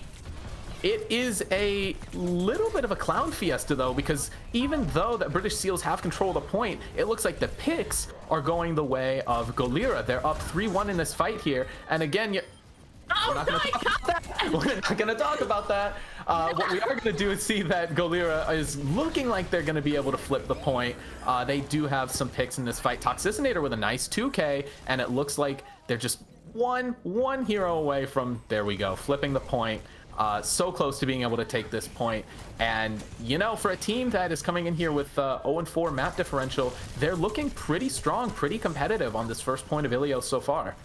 I think that's their secret strategy. I think Coconut being silly is catching the British Seals off guard, giving them a false sense of confidence. See, because right now, as we pointed out, it looks like Golira is just doing cleanup duty. We see the touch characters coming out, Vincent on the Tracer, even the Lucio, but yeah, it's gonna go in the way of Golira.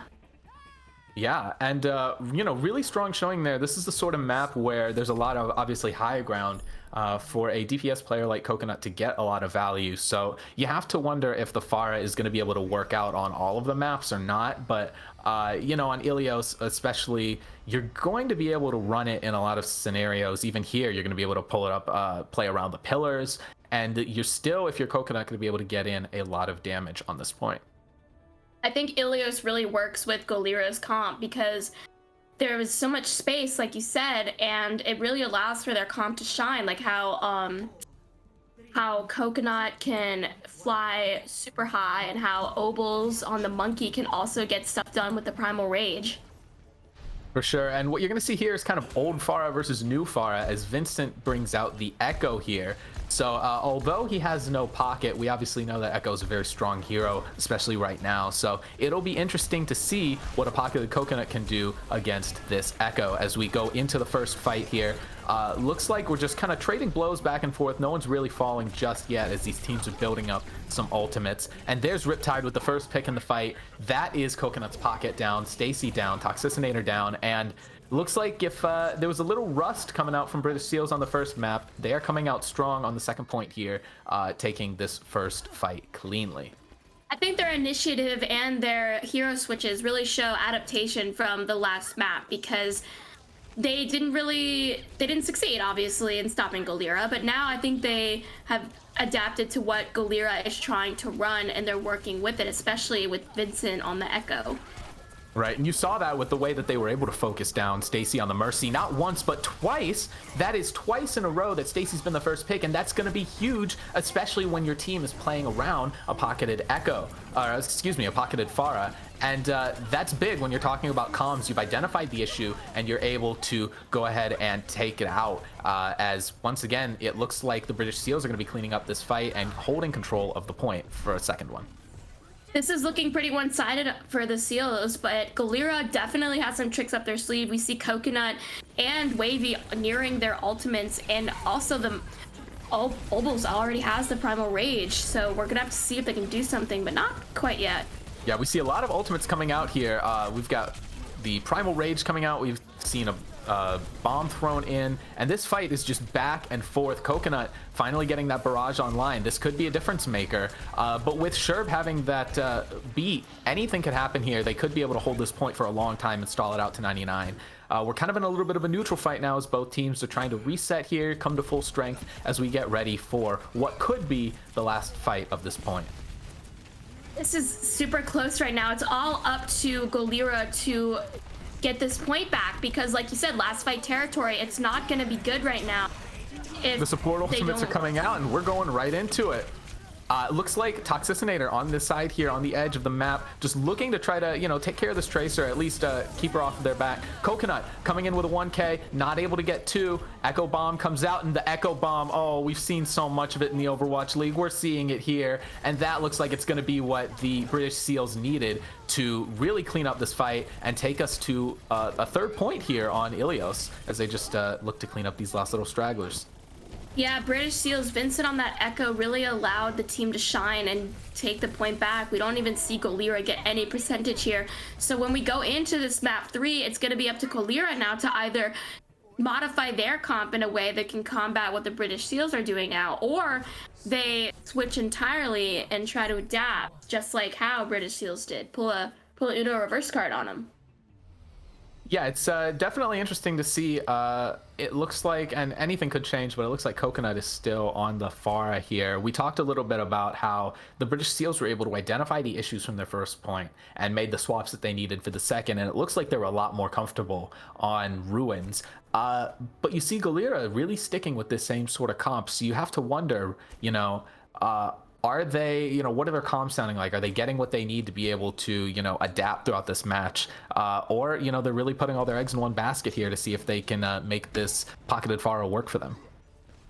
It does look like they're relying heavily on that Coconut Stacy duo.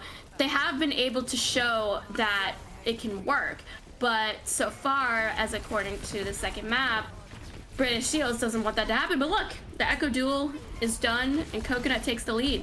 Definitely, that's what you need when you're running this sort of a comp. You got to get the first pick. Both of these teams with very high burst DPS output. So if you can be the first one to burst an enemy down, you're really going to be in a good position to take the point. As now Golira swarms over the point, takes out the opposing team, and takes first cap here. This is now a redemption chance for them, because since they have the first cap, they're able to set up and find their footing. Coconut's able to get those nice angles, whereas British Seals, now their primary goals is to avoid being killed, and also to build up some ultimates to try to create an opening, but also individually, Beautiful barrage. I didn't even get to call it out because he used it so quickly, but I was going to say, look at how quickly Coconut was building that ultimate. No one on either team had an ultimate except for Coconut. Really shows you just how much he's farming this up. But as more of these ultimates come online, you got to think that maybe the British Seals are going to have the opportunity to move in here. Bomb comes out from Spearows, and that's exactly what they needed to be able to come onto this point. No fade out on the Moira, and yep, there it is. It looks like this is going to be swapped over to the side of British Seals off of the back of a early DPS ultimate. They did commit a lot there in order to get this capture, but that's fine because they have plenty of time to regain the ultimates they used. And Golira, though, they have a good arsenal to come in with. We've got the Pulsum of their own, the Primal Rage to hopefully knock someone off and make some space. But it looks like Toxicinator is going to try to open the door here, though, with the Pulse.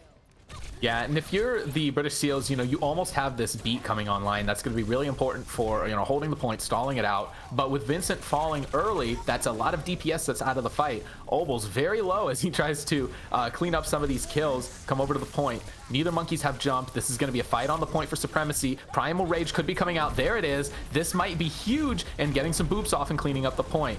Fight going back and forth. Oh, that's a little bit awkward.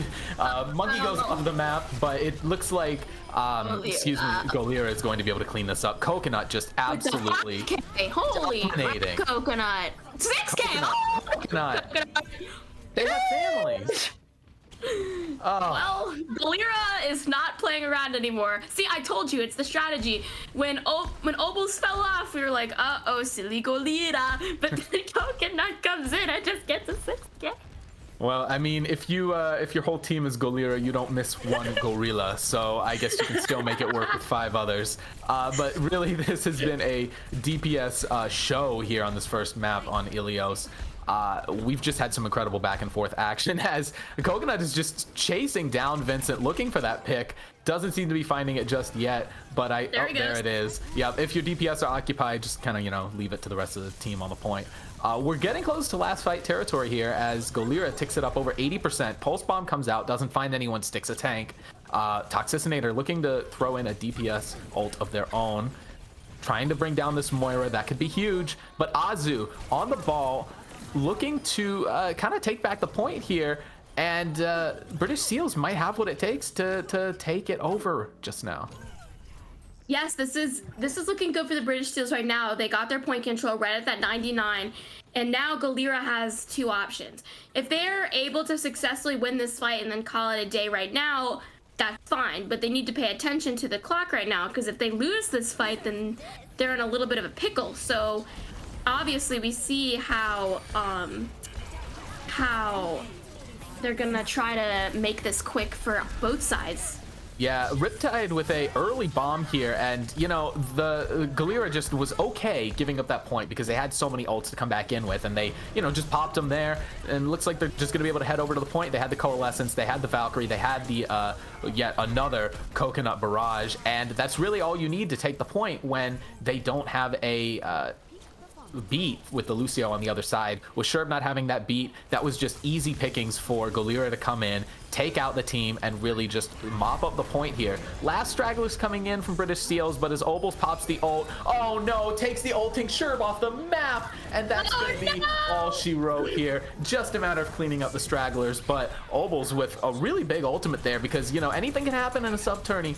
If Sherb would have gotten that ult off, it could have been huge for the British Seals being able to come back, but Golira picks up their first map in this tournament, and it looks like we could have a crazy match on our hands. Obel's really repping the Golira style with that ultimate, but Golira looks like they are definitely improving, because I like to point out kind of what you said, how they let British Seals take the point in that last fight because they knew that they could still buy time. Yeah, for sure. And when you have so many ults, it's okay to give up the point, and that really talks to the good comms that they must have had behind the scenes. Obviously we weren't listening into the comms, but if you are on the side of Golira, you just say, all right, let them have it, hold your ults, get ready, and we're going to come in on the next fight and take that back. I think that I'm really proud of them, because like we said in the beginning, they were 0-2, but now they're kind of showing that maybe we can up our chances a little. So going into the next match, do you expect them to continue this pharmacy look because they did actually manage to make it work, or do you think depending on the map type, they might try to pull out a different composition? Yeah, it's interesting because we know from previous matches and previous tournaments that Coconut does have a pretty deep hero pool. So it's interesting to me to see Coconut just playing this Pharah here. But on the other hand, you know, if you're putting all your eggs in one basket and it's working, maybe you just stick with it. Maybe you say, all right, you know, in our scrims, maybe this is what's working the best and we're just going to stick with it. If I had to guess, you know, if it ain't broke, don't fix it. You finally got a map win in this tournament, so maybe you just stick with the Pharah and see how far it can take you. And if you drop the second map, then maybe you go to the drawing board for map 3 and see what you can do. Exactly. I think that a lot of people like to say, oh yeah, they did great on this map, but that composition's not gonna carry them to the win. But I think, like you said, if it ain't broke, don't fix it. And it looks like the next map might be Numbani. Don't quote me on it though, but if it is, do you think that British Seals are going to try anything new? Well, see, the cool thing about Numbani is anything really can work there, right? Whatever you'd like to do. I mean, if you wanted to run a double shield, you could probably plop a double shield up on defense. If you want to play double bubble, you can make that work. If you want to play a Ryan or a Ball, anything can really work there. So if you're the British Seals, again, we know that British Seals has you know, hero diversity. They have a core from Catboy crew from BPL season 2, so you know, we know that they have the ability to make these adaptations and win. So really we could see a little bit of anything coming out from them. So while I might predict that Golira might kind of keep the same sort of comps, I would expect British Seals to have a lot more diversity and maybe some tricks up their sleeve coming into Numbani. I'm very interested to see that because, like, if the team can play multiple compositions really well, that's definitely going to give them the leg up in the competition, because if one comp suddenly gets stopped due to the other team adapting, they can go ahead and switch to a different comp and play it just as well. So again, like we've all been saying, I'm eager to see which path both of these teams take, because will Golira be the ones to wrap it up 2-0 and surprise everyone, or will the Seals start their comeback right here and reverse sweep?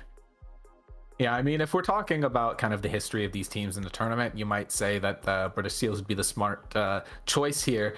But, you know, anything can happen. And, you know, we've already been a little bit surprised by the side of Golira. So I'm very, very interested to see how this map plays out for sure.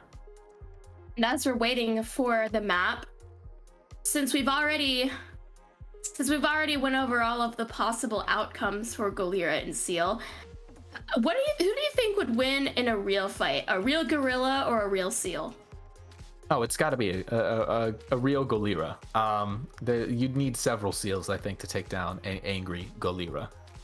I know. I'm a little nervous. Like, it's like those little Who Would Win series from. Right. Yeah. It's like one giant gorilla or 78 tiny seals.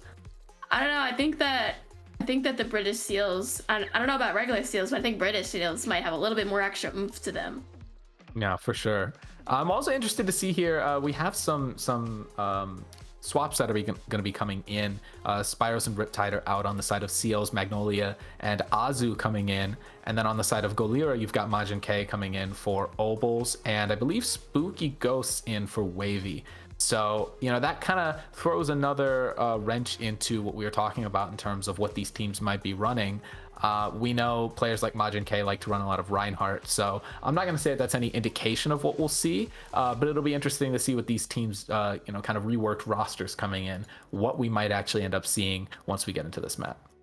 Maybe a Reinhardt rush is exactly what Golira wants to do, because, again, we already know them now as like a Pharah-centric comp, but with the Rhine-centric comp, it definitely provides a different angle and perspective, which can come in handy if they want to try to catch the British Seals off guard.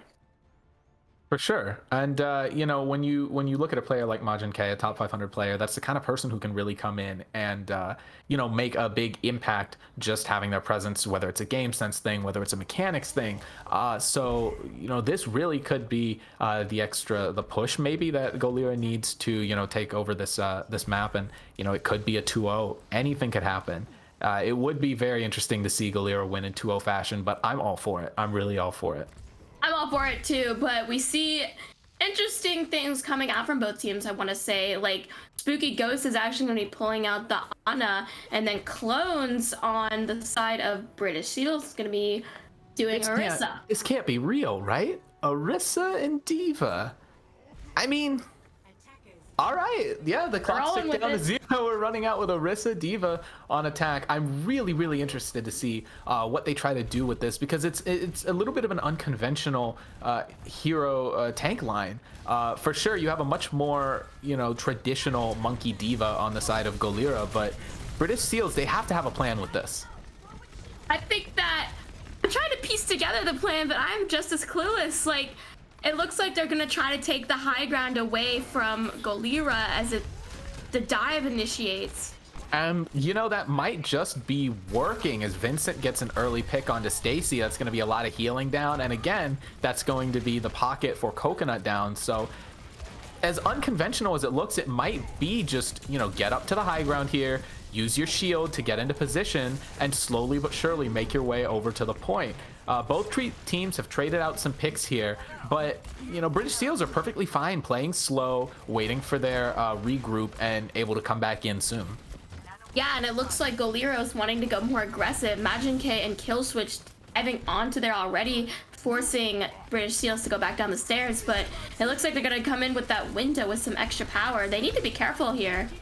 Yeah, it looks like the window is probably what they were trying to play for, just get it up so they can peek out. But, Coconut is fearless. Coconut goes right in, takes out the Immortality Field, and gets a couple of picks that's needed to push back the side of British Seals.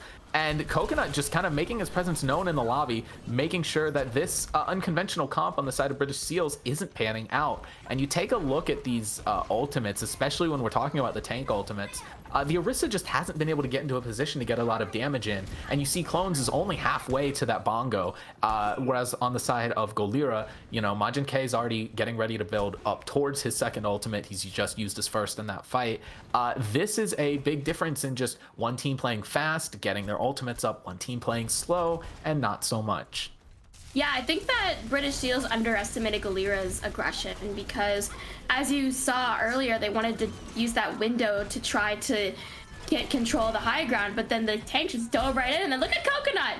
Yeah, killing 3 people off the bat. It's the aggression. Coconut just says, you know what, you want to play slow, you want to play, more reserved kind of comp. I'm not going to let you do that, right? Coconut comes in and says, I'm going to push you off of your game. I'm going to come in and lay down my ultimate, and you're not going to be able to kind of execute this plan. And Clones kind of gives it up with the Orisa, goes over to the monkey. So, they've got 1-2 good fights maybe to kind of make this work. They're finally going to be having some ultimates come online. You've got both DPS ults here. You've got Sherb with the Valkyrie coming online. So this is probably their best fight before things start going south for them, if they can hurry up, maybe get a quick pick with their DPS and get into this fight. Yeah, a minute on the clock left. All of economies look even for both sides, but this might be that stereotypical alt-rush scenario here, as you can see that the British Seals are coming from a lot of different angles, but the monkey fight is won by Majin K, but it doesn't look like the supports are going to survive on the side of Golira. But wait, spoke too soon. Yeah, no, that's it. The British Seals, they throw in all 3 of those ultimates that they had and don't really get much of anything. Like you said, Majin K was able to win the monkey fight. Coconut comes in and does Coconut things, and just like that, we're down to 30 seconds on the clock. This is not looking very good right now for the side of British Seals, but this is now time for them to touch. 20 seconds left. We might be seeing some swaps, and if worst case scenario, Majin K can definitely build up another primal, quite possibly even another barrage from Coconut. If the stall does end up taking a long time, they're going to go down mid this time in order to try to touch the point as quickly as possible. Yeah, this is going to be a pretty dry fight until those 2 ultimates come online. Toxicinator also coming up to that McCree ultimate. If he's up on the high ground, they're going to have some difficulty dislodging him. The overtime tick, the wick is burning. Majin K pops the ultimate. That's a kill. Coconut, another kill. Toxicinator. And, this is looking like it's all going to be wrapped up. A first point hold on the side of Golira. Oh, Azu. Azu. No, that's it. That's a team kill, and it's not going to be enough. I think this is a precursor. I think that maybe we might see the draw. Oh, do you see it, chat? Do you see it? I see that Coconut thinks he's Brian Allen. I mean, you could fool me. You know, I'm not going to say there's any account sharing or anything going on. I don't want to accuse anybody of anything, but I mean, this has been some incredible Pharah play from Coconut here.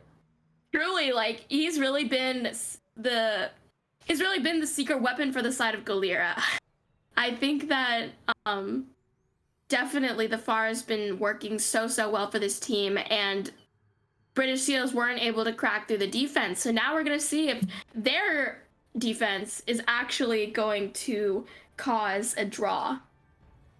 Yeah, I think we were talking earlier about how, you know, if it ain't broke, don't fix it. Coconut just running the Pharah, and you know, this has been a somewhat surprising result for me. You know, when we looked at the team records coming into this match, but Golira is coming out with, you know, they want to go out with a bang. They want to at least end this tournament on a high note, and if they can keep from the draw from occurring, if they can take a tick here, then they'll be able to take the series and take a win in this tournament here.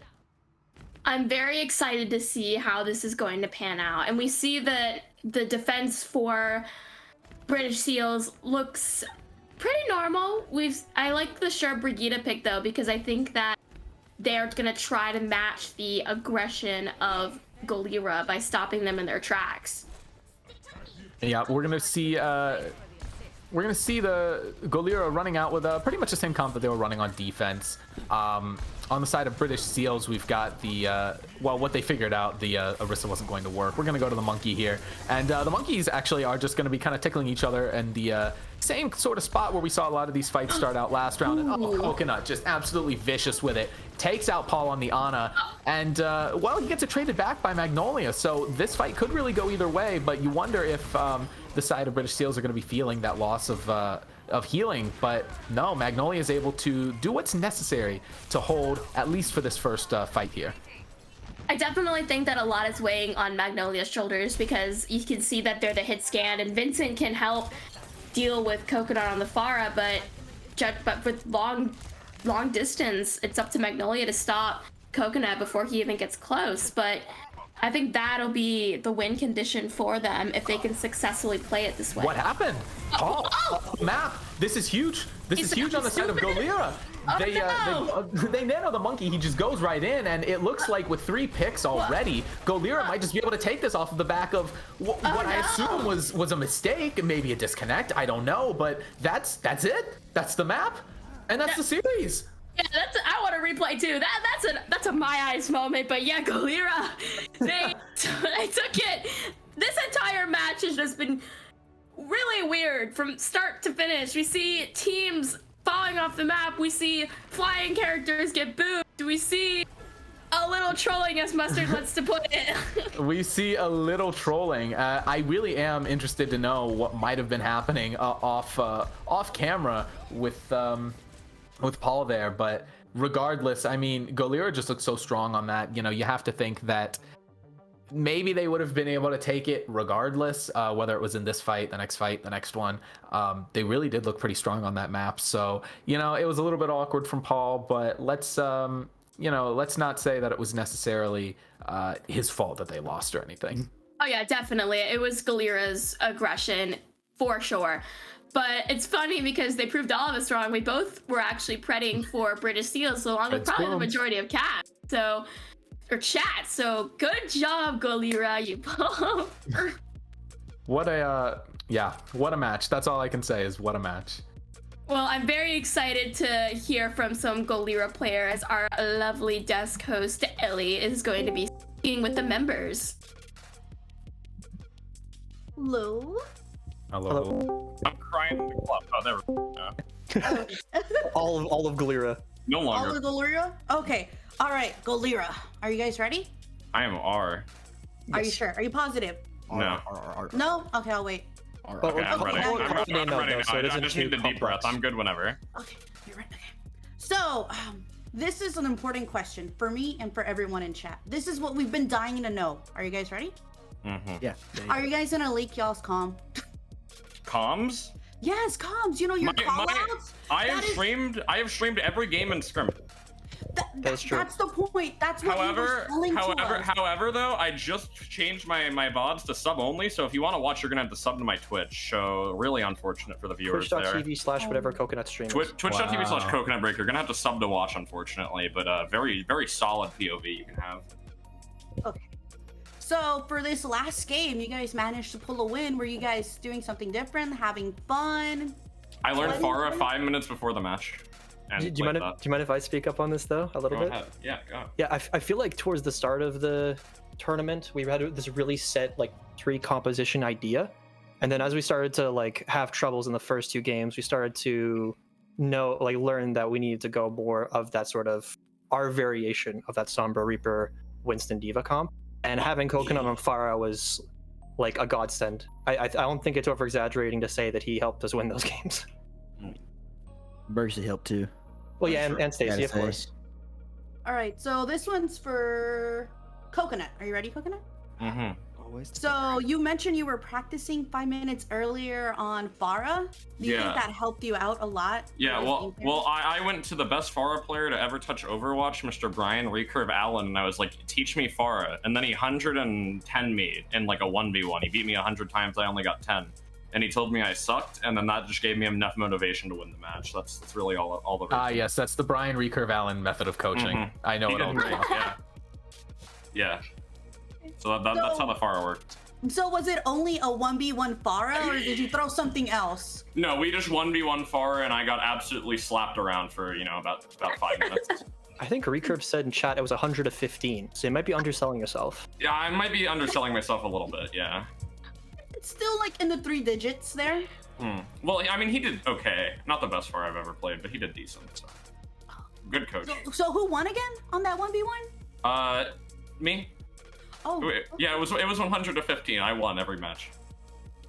Did you like have your eyes closed? Were you blindfolded? Yeah, no, I decided to just unplug my keyboard, and plus I've been playing on a broken mouse all tourney, so I just unplugged the keyboard, broken mouse, blindfold, hands tied behind the back. Mostly just played with my feet, honestly. Oh, did you have McDonald's Wi-Fi too, or? No, Arby's. Yeah. I love top tier. I feel like you're about to start a fight in the chat with that one. I mean, I've already won the fight 115, so there's not a lot. Yeah. Left. And not only that, he also won the match. Yeah, I won the match too. Monkey. So I've actually got a question here for you, if you don't mind, I jump in, ask one. We were talking on the cast about how it really looked like you were putting all your eggs in this basket of the Pharah, which by your own admission you hadn't really been running before. Did you have any plans to swap off the Pharah at all if it wasn't going well? Absolutely not. I didn't care if they were on doubles hit scan, had somebody spin botting, maybe a bat brig. I was not switching out Pharah for that entire series. I was determined. I was going to lock the character. Yeah. As soon as we won that first round on Ilios, I think we were all sort of set on like Coconut sticks on Pharah, Stacy sticks on Mercy, and we just adapt for everyone else. Yay, Mercy! I love Mercy. Best Mercy ever in this league right now. Just letting you know. So if you are gonna like go for captain next tournament, are you gonna do a Pharah themed team instead of Golira monkeys? No, my team is definitely gonna be one of those cringy anime teams, and it'll be based around that purely. So. Wait, anime. Which anime? Probably SAO just to piss everybody off. Honestly. Nice. What about Demon Slayer, where you all can be the Hashira of your team? I've never watched Demon Slayer in my life. How about some Yu Yu Hakusho instead? I've never watched that either. I've only watched SAO, and I refuse to watch anything else. I think we can all agree. If there's one anime we should reference, it's Cory in the House. Oh, that is the best. You know what? I'll retweet that. Yeah, that's for sure. I'll retweet that. So it's gonna be Cory in the House team now? Maybe. Cory in the It'd be House. Coco in the House. Yeah, Coco in the House. Oh, I like that. And You're welcome. I'm only drafting Mercy players, so if you're a Mercy player, chances are I might make it on my team. I feel like we've seen this before. Yeah. Yeah, Alright. Yes. So chat heard it here first. Coco in the House. Next tournament, all Mercy players. HK Not Bound Part 2? Yep. No, not even HK Not Bound. It's gonna be worse. It'd be like broken mouses only. Yeah. In fact, I'm gonna, even though I ordered a new mouse, I'm gonna plug back in the broken one just for that reason. No controllers then? No. If I was on controller, it would be way too easy. So. No ring Switch for the gyro adventure controls, yeah. controller? No, 'Cause that's a absolutely thing not. now for Overwatch. Yeah, see, absolutely not. I remember last sub tourney I did a scrim on inverted controls with mouse and keyboard, and it was still too easy. So I just kind of need to play with something that literally doesn't work. So. Oh, you need to give the other team an advantage, of course. Right? Exactly. I need a challenge in my my career here. Everything's way too easy nowadays. Oh, you guys are making me laugh. All right. If I am going to say one more thing though before we head out, Okay. I will try to mention as much of this team as possible in my upcoming article for Upcomer involving the Avast sub-tourney. It's been a great experience. Can I get an And excerpt in the article? After being part of the second sub-tourney for a little, and not getting a map, unfortunately, but after winning this game, it's really gave me that extra incentive to write about not only this team, but also this community, which I feel like has given a lot of people happiness. Wow, that's actually wholesome after I just That's said so wholesome. I just sat here with a big ego for 10 minutes and then you're gonna follow up with that. That is so fucked. You are making me look terrible. There are two Actually types of making me look Overwatch players, and terrible. we have them both in this call right now. Yeah, and that's what makes it so crazy. You know, we actually won a game with two different sides of the coin. I'm going to bed. All right. Before y'all leave, can I get an awa awa? Can you guys go awa awa? Awa. Yes. Awa, All right. Awa awa. Have a good day, casting crew and analyst crew, and hopefully the playoffs will be great for you guys tomorrow as well. Thank you. Yeah, happy to see you go out on a high note here at the end of the tourney. Picked up a win. You have no idea how happy I was when we won Ilios. I just wanted to win a map. Long live Golira. Golira. Golira. Monkey strong. Oh my gosh. Monkey together strong. Right. All right. So we should be setting up for the next match soon. Okay. So we're gonna go ahead and go to break right now. So let's go. Stay tuned.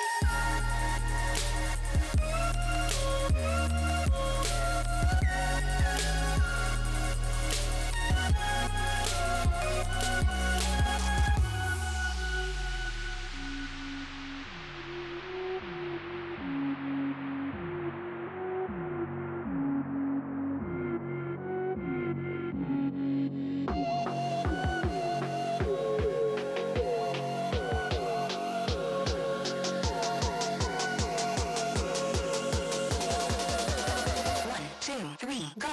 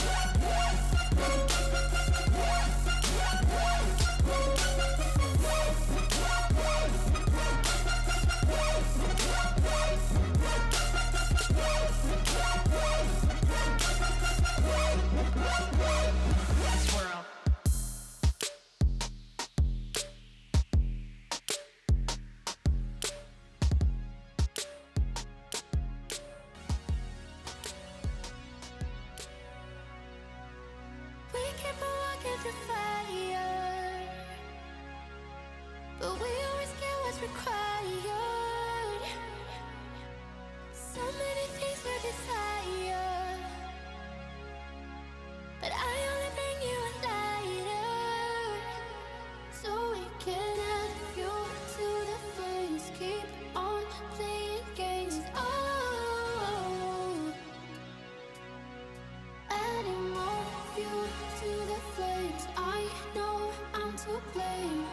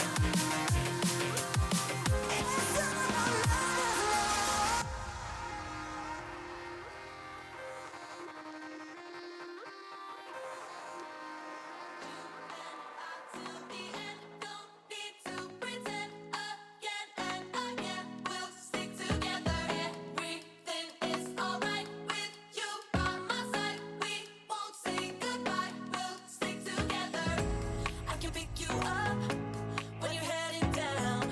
When it all just sucks, I'll be your Charlie Brown. You can make me laugh when I wanna cry. In a world gone mad, we're on an all-time high. And it wouldn't be the same without you. We have yet so many stupid things to do. You're the only thing I'm holding on to. Anywhere and anything, I'll be there.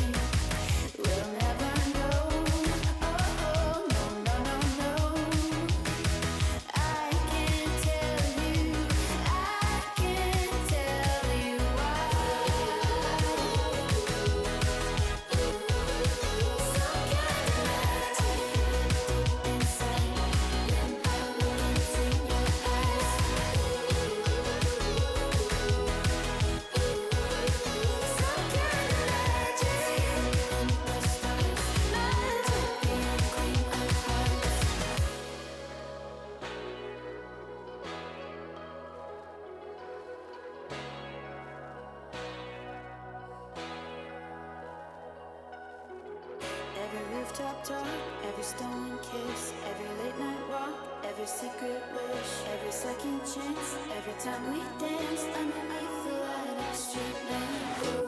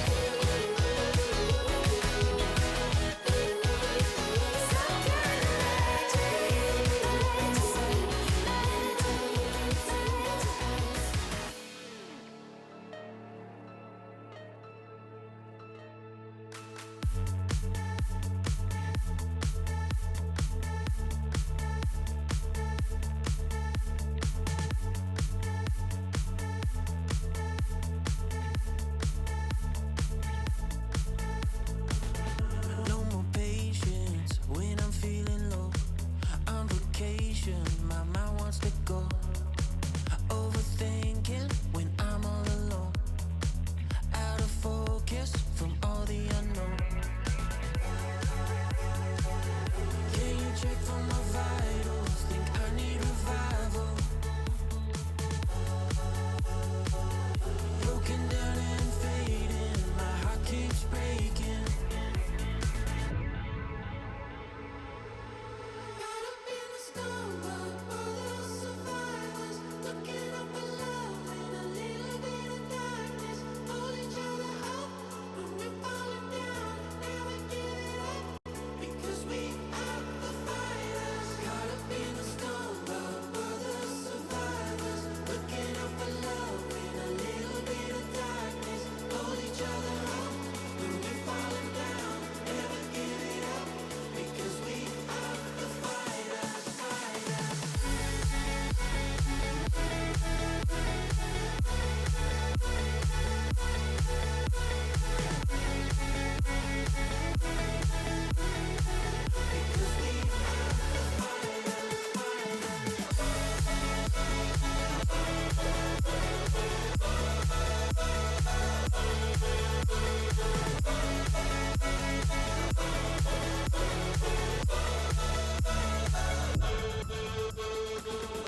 Underwater, swinging my fist. Tension rising, but no part of it. Nice to meet ya, been called a misfit. No need to fake it, we all got some shit. Can you check for my vitals? Think I need revival. Broken down and fading, my heart keeps breaking. Caught up in the storm, but all the survivors looking up below in a little bit of darkness. Hold each other up when we're falling down. Never give it up because we are the fighters. Caught up in the storm, but all the survivors looking up below in a little bit of darkness. Hold each other up when we're falling down. Never give it up because we are the fighters.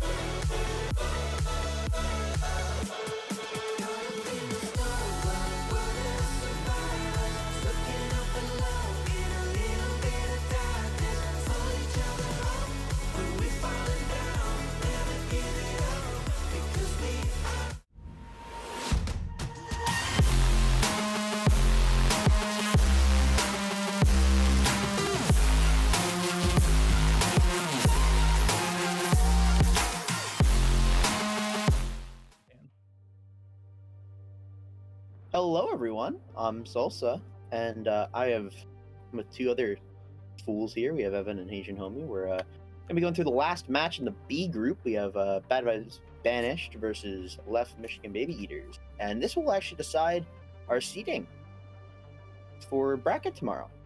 Yeah, we've got both of these teams here at 1-1. Bad Vibes Banished, excuse me. They opened the weekend with a decisive 2-0 win over Golira, who we just saw a little bit ago.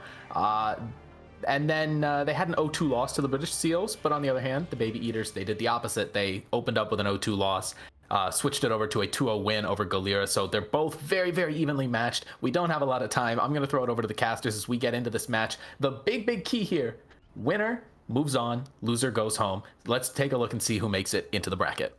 All right, welcome everyone. We're going to Elios. Sorry, B-Stream had 3 really long games, so we're starting this as best as we can. We're on boot potential. We've got a lot of dive comms, so let's get into this right now. Both teams going in. One's got a Somber, one's got a Pharmacy. I love Pharmacy watching it, so... Certainly going to be an interesting difference of the composition here, especially with the how they're going to use the monkey to play around this Pharah. And I think it's just kind of clear how they're trying to set up. They're trying to get into this room so that they minimize the Pharah's utility, but also give it full air control in the actual point. So it's going to be interesting how they can get out here and get a point control established. Walking high, jumping in, going hard. They are just playing this right side, going to go in. But it looks like Genocide going to get the slam onto Cute White Boy. Going to go down as I think Bad Vibe Banished going to be taking 2 kills on there. But at the same time, Farmer goes down Ahigo and Guac, D-Mex, Moopy. It's looking pretty even right now, but the swap does go over to Bad Vibes Banished. They have initial control with Rymax just sitting in the back, peppering them down as this soldier on the legs. Tanks can't do much. They're just going to sit here. They almost have Cole, though. Guac jumps in dangerously low, but takes so many direct shots from Flaws as Genesec's back on the ball already, shooting in. Meanwhile, 20% up already. This just seems really scrappy at this point. I mean, yeah, it's extremely scrappy, but ultimately, kills are going in the way of Bad Vibes Banished, and that's all you really need to solidify this point. Ultimate charge is about equal for both teams, so is now going to be positioning and making sure that they can get the opening picks to secure the fight.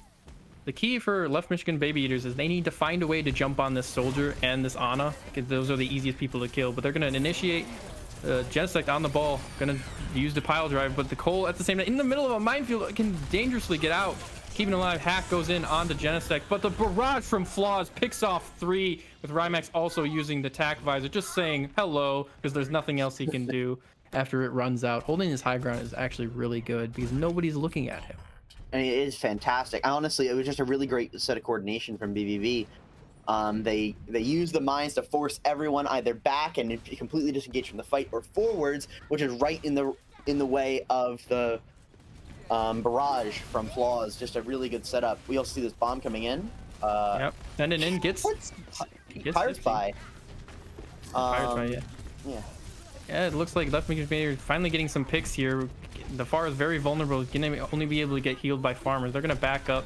90% on the board. Rymax is going to be touching this point with Flaws taking out Chance, but it looks like it's going to go down. They're going to be able to stall this to 99. Probably not going to get much beyond this. Is this Nyquist?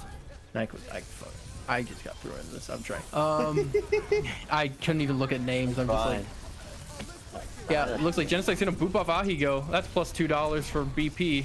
Just kidding. But Beat's gonna be commit by Cute White Boy. And it just, there's such a long stall. Oh my gosh, Guac has to commit. They have to commit every ult to try and get this. But Movie's gonna kill Chance. And Genesec's minefield gonna take off Liam. They have very low heals at this point because Liam just got his Cole online. And Moopy gonna be hacked, gonna be reacting. But oh, the touch almost goes in overtime. It's out. Oh wow. I mean, that is a come from behind fight for BVB, but we take those definitely. Just I mean, they just had the last like one person just kind of stagger on the point. Everyone else gets to move in. Just really great play, and they secure that fight win. Very interesting to notice that only Elios has been played by all these teams. It had. I mean, I don't think it's random. I think they just chose an Elios. It was a gentleman's agreement, I guess. Yeah, it's everyone's practiced on it at least. But moving on to Ruins here, we're gonna probably see. Usually Brawl is more favored on this, but I think Bad Vibes Band is gonna stick with the same comp they had, while Left Michigan Baby Eaters also gonna stick with the same thing they had. They gotta find a way to jump on someone. I think they're just playing way too slow and letting Flaws just barrage them from the air. Well, I mean, I think that's just kind of the way the composition plays. The composition plays just wants to try to get some small attrition versus dive, and that's just not going to work well when you can't get a target. But Jen gets taken down from the boop, and that is a big boop. He will be back fast, but Farmer goes down quickly by chance. Gonna be able to pick him off, and there goes Lilam sniping Peace Spy out of the sky. And it looks like Left Michigan Baby Eater is going to take this first fight. They played aggressive and they got picks when they needed to. And getting control of that Mega with the Sombra is really important and kind of just the main focus of why you play her on this point. Denying that ball from like getting to anything to heal him up. So, going to be defending here. They need to be the ones to first jump because they get just like that. That is what should not happen. Genesect gets the huge pile drive, knocks him up, and Guac falls down, but Ahigo picks off him, so we're even on tanks, but Chance kills Flaws. Reaper killing a Pharah is crazy. Peace Spy looking for the res, but can't get his. Ahigo is going to demech Moopy on the point. He's trying to stay survived, but he can't. He's going to get meleeed to death. Going to be a cleanup from the Baby Eaters. They are taking control of this point right here, 35% and counting. Sure. I mean, I kind of think it's an interesting thing about how the way the maps are laid out that's kind of forcing a different playstyle. The last playstyle, we knew how Baby Eaters wanted to rotate through and get into cover to avoid Flaws completely, and that lets them approach the point. But the way Pirate's body dies and both supports are down, they have to retreat again. This fight's already won before it's even begun. Ahigo's really smart with these bombs, just tossing them into the sky, denying this Pharmacy from like doing anything, because then they have to like either drop or like you watch for the certain like boosters for to be used, and then they can't really move anywhere. So 2 ults used quickly and win the fight here. 72% online. Chance and Q White Boy only ones with ults, while Bad Fight Banished probably has to invest a lot into this with the 5 ults. And the Nano Pharah in, Flaws barraging, kills Lilam. Genesect in the meantime boops off Guac. That's a ball diff right there. Minefield's on the point. How many more ults are we gonna use? Let's see. Chance gonna be killed before he even has a chance to use his ult. But Ahigo's gonna run into a minefield. 90%. They should just try and stall this as long as they can. With Bad Fight Bandits using only 3 ults, I think. So not too bad, but you know, it is 99%. So they gotta 98. They don't even get the, Oh, they don't okay. even get the All 99. right. That's brutal. But shouldn't make a huge difference. The thing to look at, EMP Reaper ult. That could be big. Yeah, So without if they can set this up. Yeah, I mean, without big ultimates like Trance or Beat that would even kind of negate some of those ultimates, they already have a huge impact regardless. But the fact that you can combo them together to solidly win any fight really is very dangerous. We already see the EMP coming out. Got the tanks. Yeah, but he's dangerously low as he's gonna have to translocate out. Chance going for the Reaper ult, but in the meantime, Guac's minefield gets 2 boop kills actually. Cute White Boy actually big in that in booping 2 people into it, but it doesn't matter because Flaws picks up another one. Guac snipes him out of the air. It's going both ways. Very scrappy on this point, as we're gonna see, I believe, the Baby Eaters cleaning up. They don't need their entire team to actually cap this point.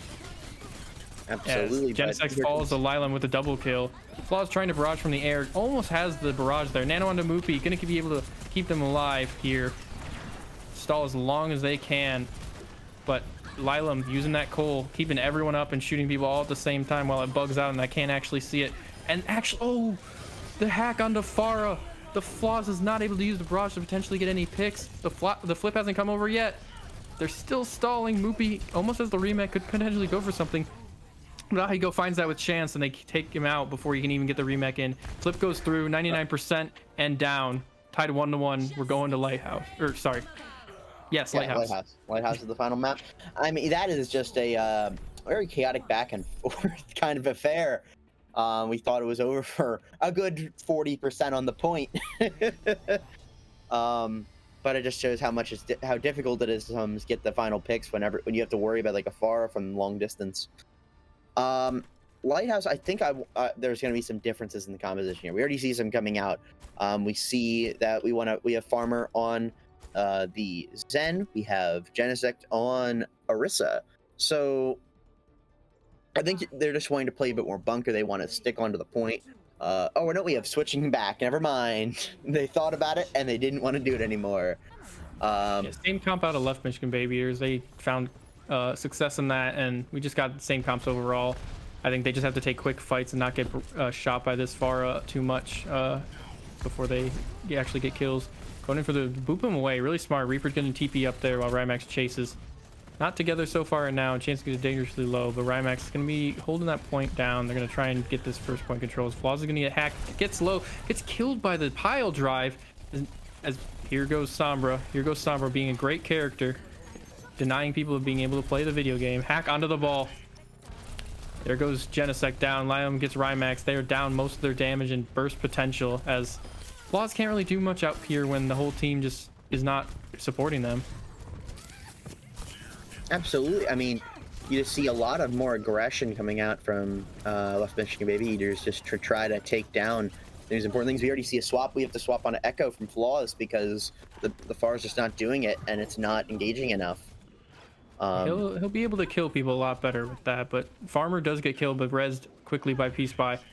And Guac's gonna kill Flaws though, so they're down again. A lot of their damage is, they're gonna hold this point pretty well. I think it's gonna be hard to cap with Banished comp, to be honest, because they have to just get picks rather than just brawl.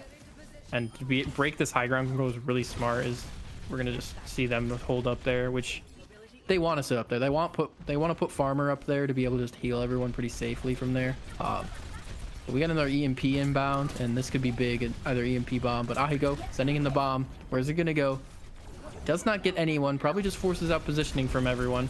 Is Guac's going to be slept in the backline. Lilam going dangerously low, but Flaws falls down. Minefield from Genesect on the point with his Tracer, holding it down. But he's gonna get hacked. Meanwhile, Lilam's using Nicole. Chance there, kills someone, but the Minefield does get a kill, and the Sombra's dead. Rez does come through. I think that, yeah, they do. They cap it 9%, 10. Another Minefield. They want to win this back, actually. Left Michigan Baby Eaters are not giving up, as this Moopy bomb is going to just clear all these mines on the point. Pretty much negate it entirely. As this is just, they should not be committing if they don't think they can win, because they're just giving ult charge and wasting way too much time. The boop! Oh, Moopy's boop! Onto Guac when he tried to do it. EMP! Is Chance there? Can he look for a big Beyblade? I don't think he needed. Oh, the beat does come out from Q White Boy, so I don't think they're going to commit much more, as they just need to clean up this ball right here. Farmer on the high ground trying to heal up Genesect right now as best he can, but it's not enough as Reaper does too much damage with his epic revolvers. Flip goes through. Meanwhile, 47% for all that. I mean, it's quite a significant amount of percent for the point. It's about halfway through, for just like one prolonged fight, really, which is not ideal if you're the Baby Eaters. Pirates by getting bombed is really unideal. Just tactical use now, forcing, just basically waiting. You're not going to do anything else. But wow, what a sleep.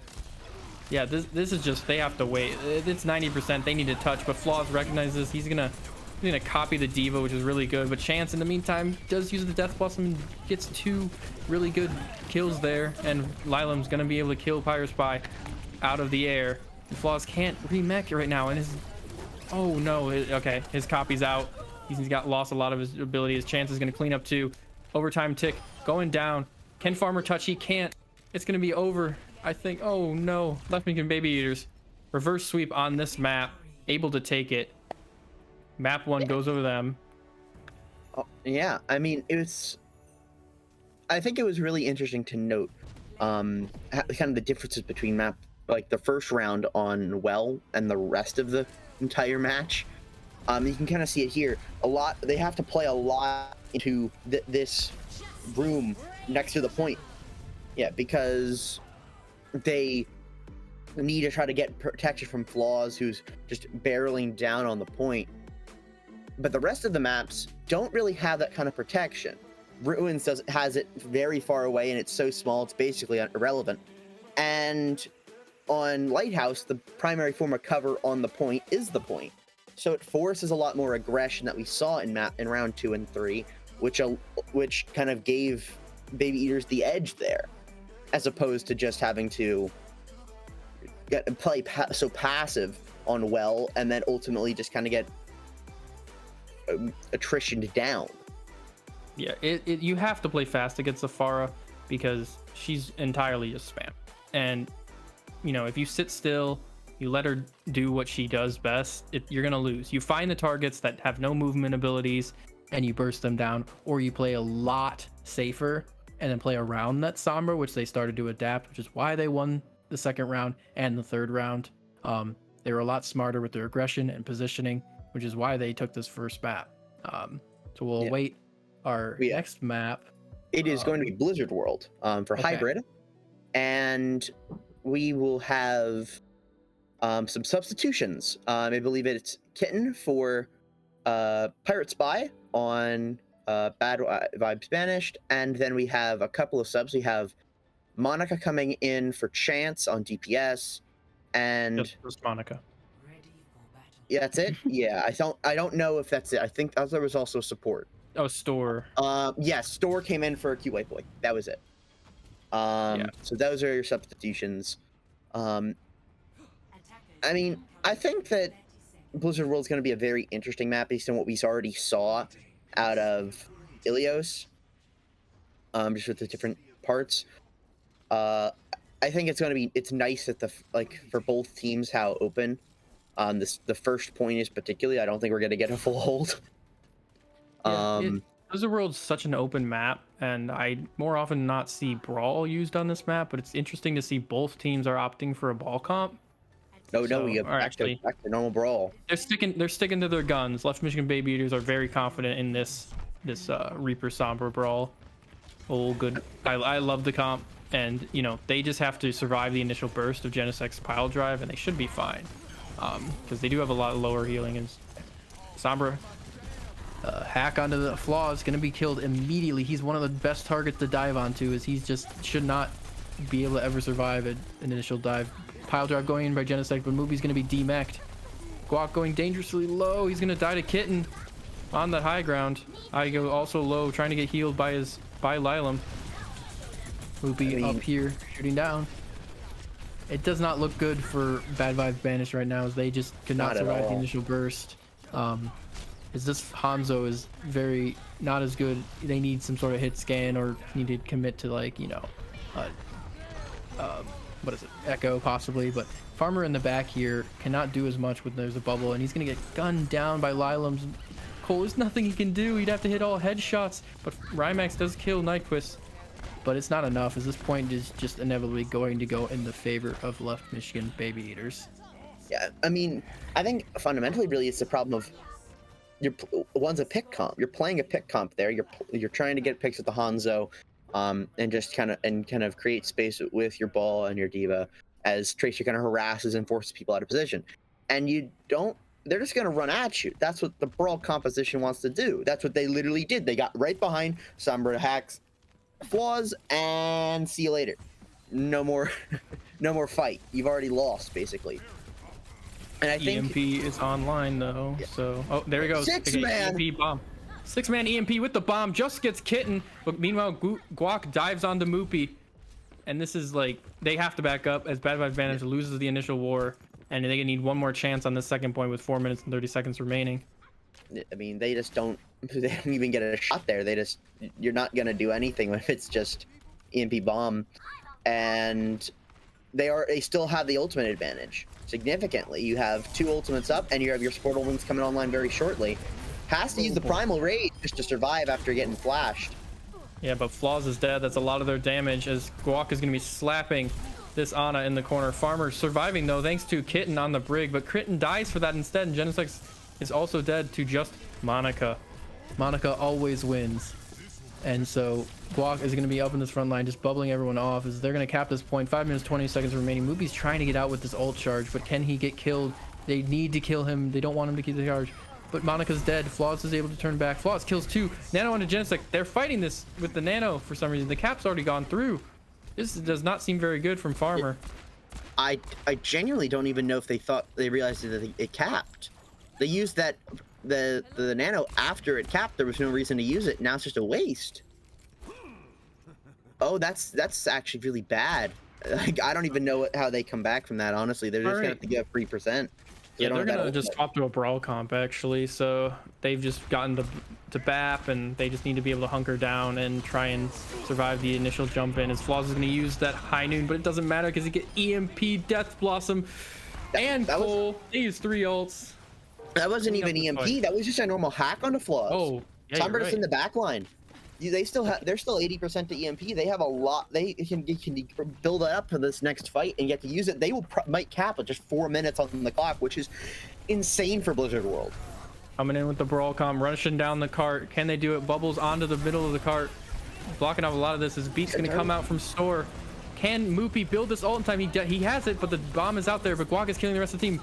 Grab onto the middle of the cart, onto the Reaper and the Lucio, but it doesn't matter because they're all getting DM'd and he's getting shot. May's on the cart with the Lucio trying to stall, but it's not enough. They're gonna fall. The store's gonna be the EMP out.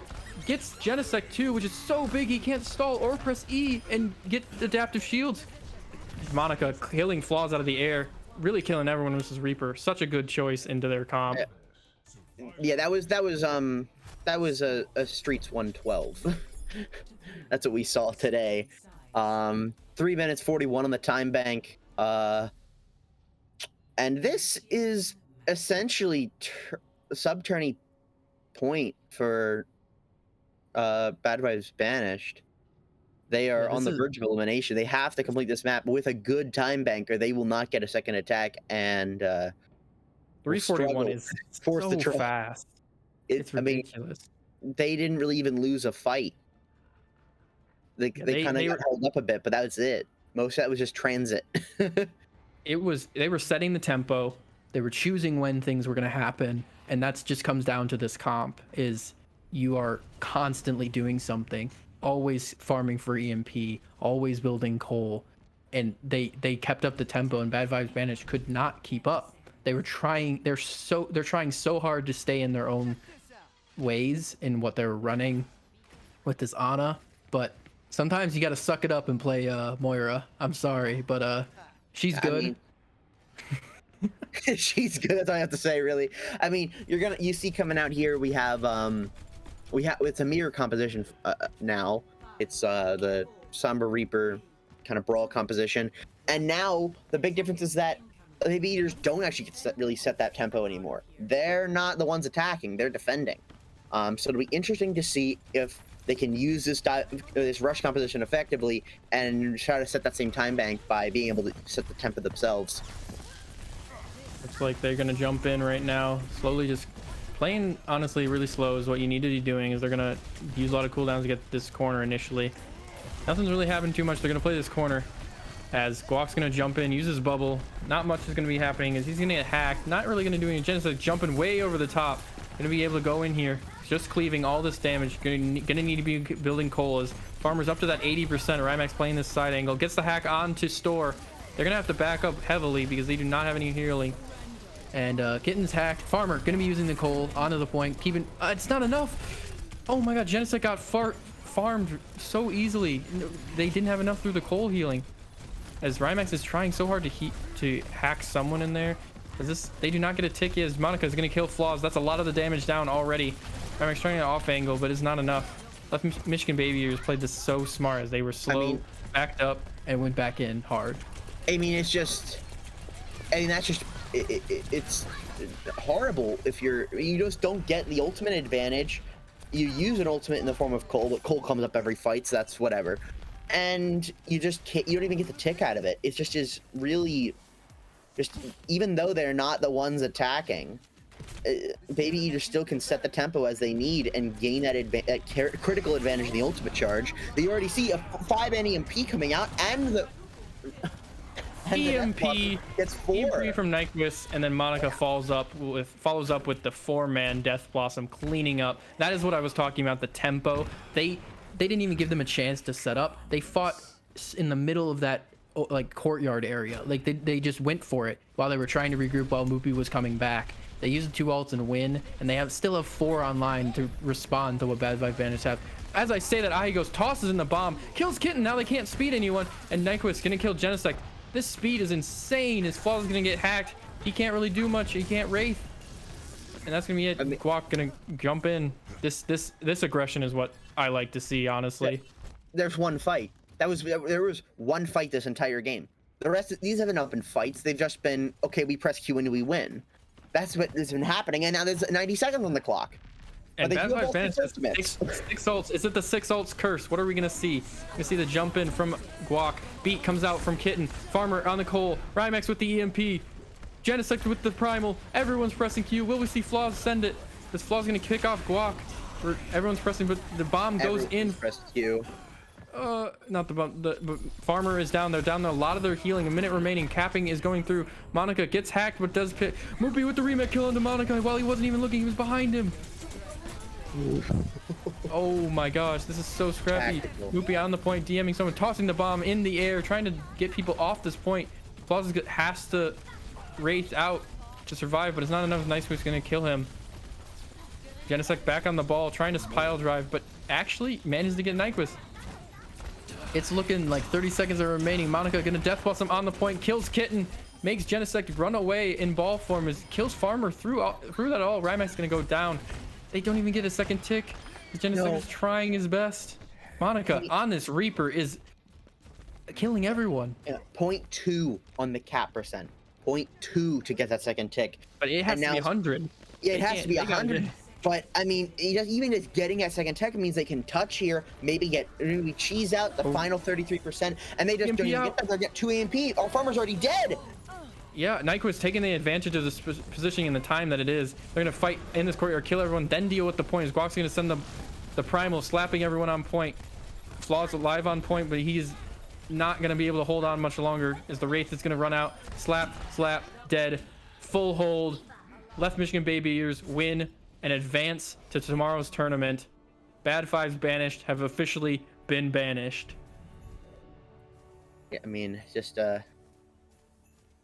brutal, really. We saw the moment that Left Michigan Baby Eaters got to enable their aggression, which was second round on Ilios. It was like a no contest beyond that. It just brutal play. Yeah, I think Monica coming in on this point was the key factor in just getting even better. Obviously subs have to happen, but the Reaper was so influential, and I think the combos were insane and amazing. As a resident of Michigan, I'm proud. I'm currently here, so even though this is a joking team making fun of the UP, I'll take this as a win. But yeah, it was amazing to see the amount of aggression that we will hopefully see tomorrow. I think the Left Michigan Baby Eaters need to bring this level of aggression, because it's only going to get harder from here in regards to everyone's going to play Pharah. There's these Pharah players that exist in this community that need to be eradicated, in my opinion. Yeah, so I hope you enjoyed watching, Mr. Homie. Yeah, that was a great match. It started off like looking like it was going to be a pretty close one, at least on Ilios, but really the Left Michigan Baby Eaters really came back in that second map. Well, not came back, but really pulled away in the second map and made it a lot less close. What do you think happened? I think it was Salsa. I think you were saying that on that second point of Ilios was really when like they flipped the switch and kind of turned it on. Yeah, what happened there? I feel like it's just a big way that the maps play. You don't have a good way to be passive on Ilios Ruins unless you just want to throw the map. You can play passive when you're on, when you're in well, because of that gigantic area right next to the point that protects you from Pharah. You don't have that on Ruins unless you play in the small hallway that can easily be aggressed by the rest of the team. So you're not going to be able to get any protection there that's meaningful. And on Lighthouse, you instead get encouraged the opposite way. The cover is the point. You need to stay on the point to not deal with the Pharah. And by that point, their aggression was so harsh that they just killed the Pharah anyways. And that's what kind of, I think, made the difference, is that one composition wants to play passive, wants to just spam. And when you play into that passivity, you're not going to get anywhere. But when you are aggressive and directly counteract that passivity from the opposing team, you just kind of roll over them, which is exactly what happened. For sure.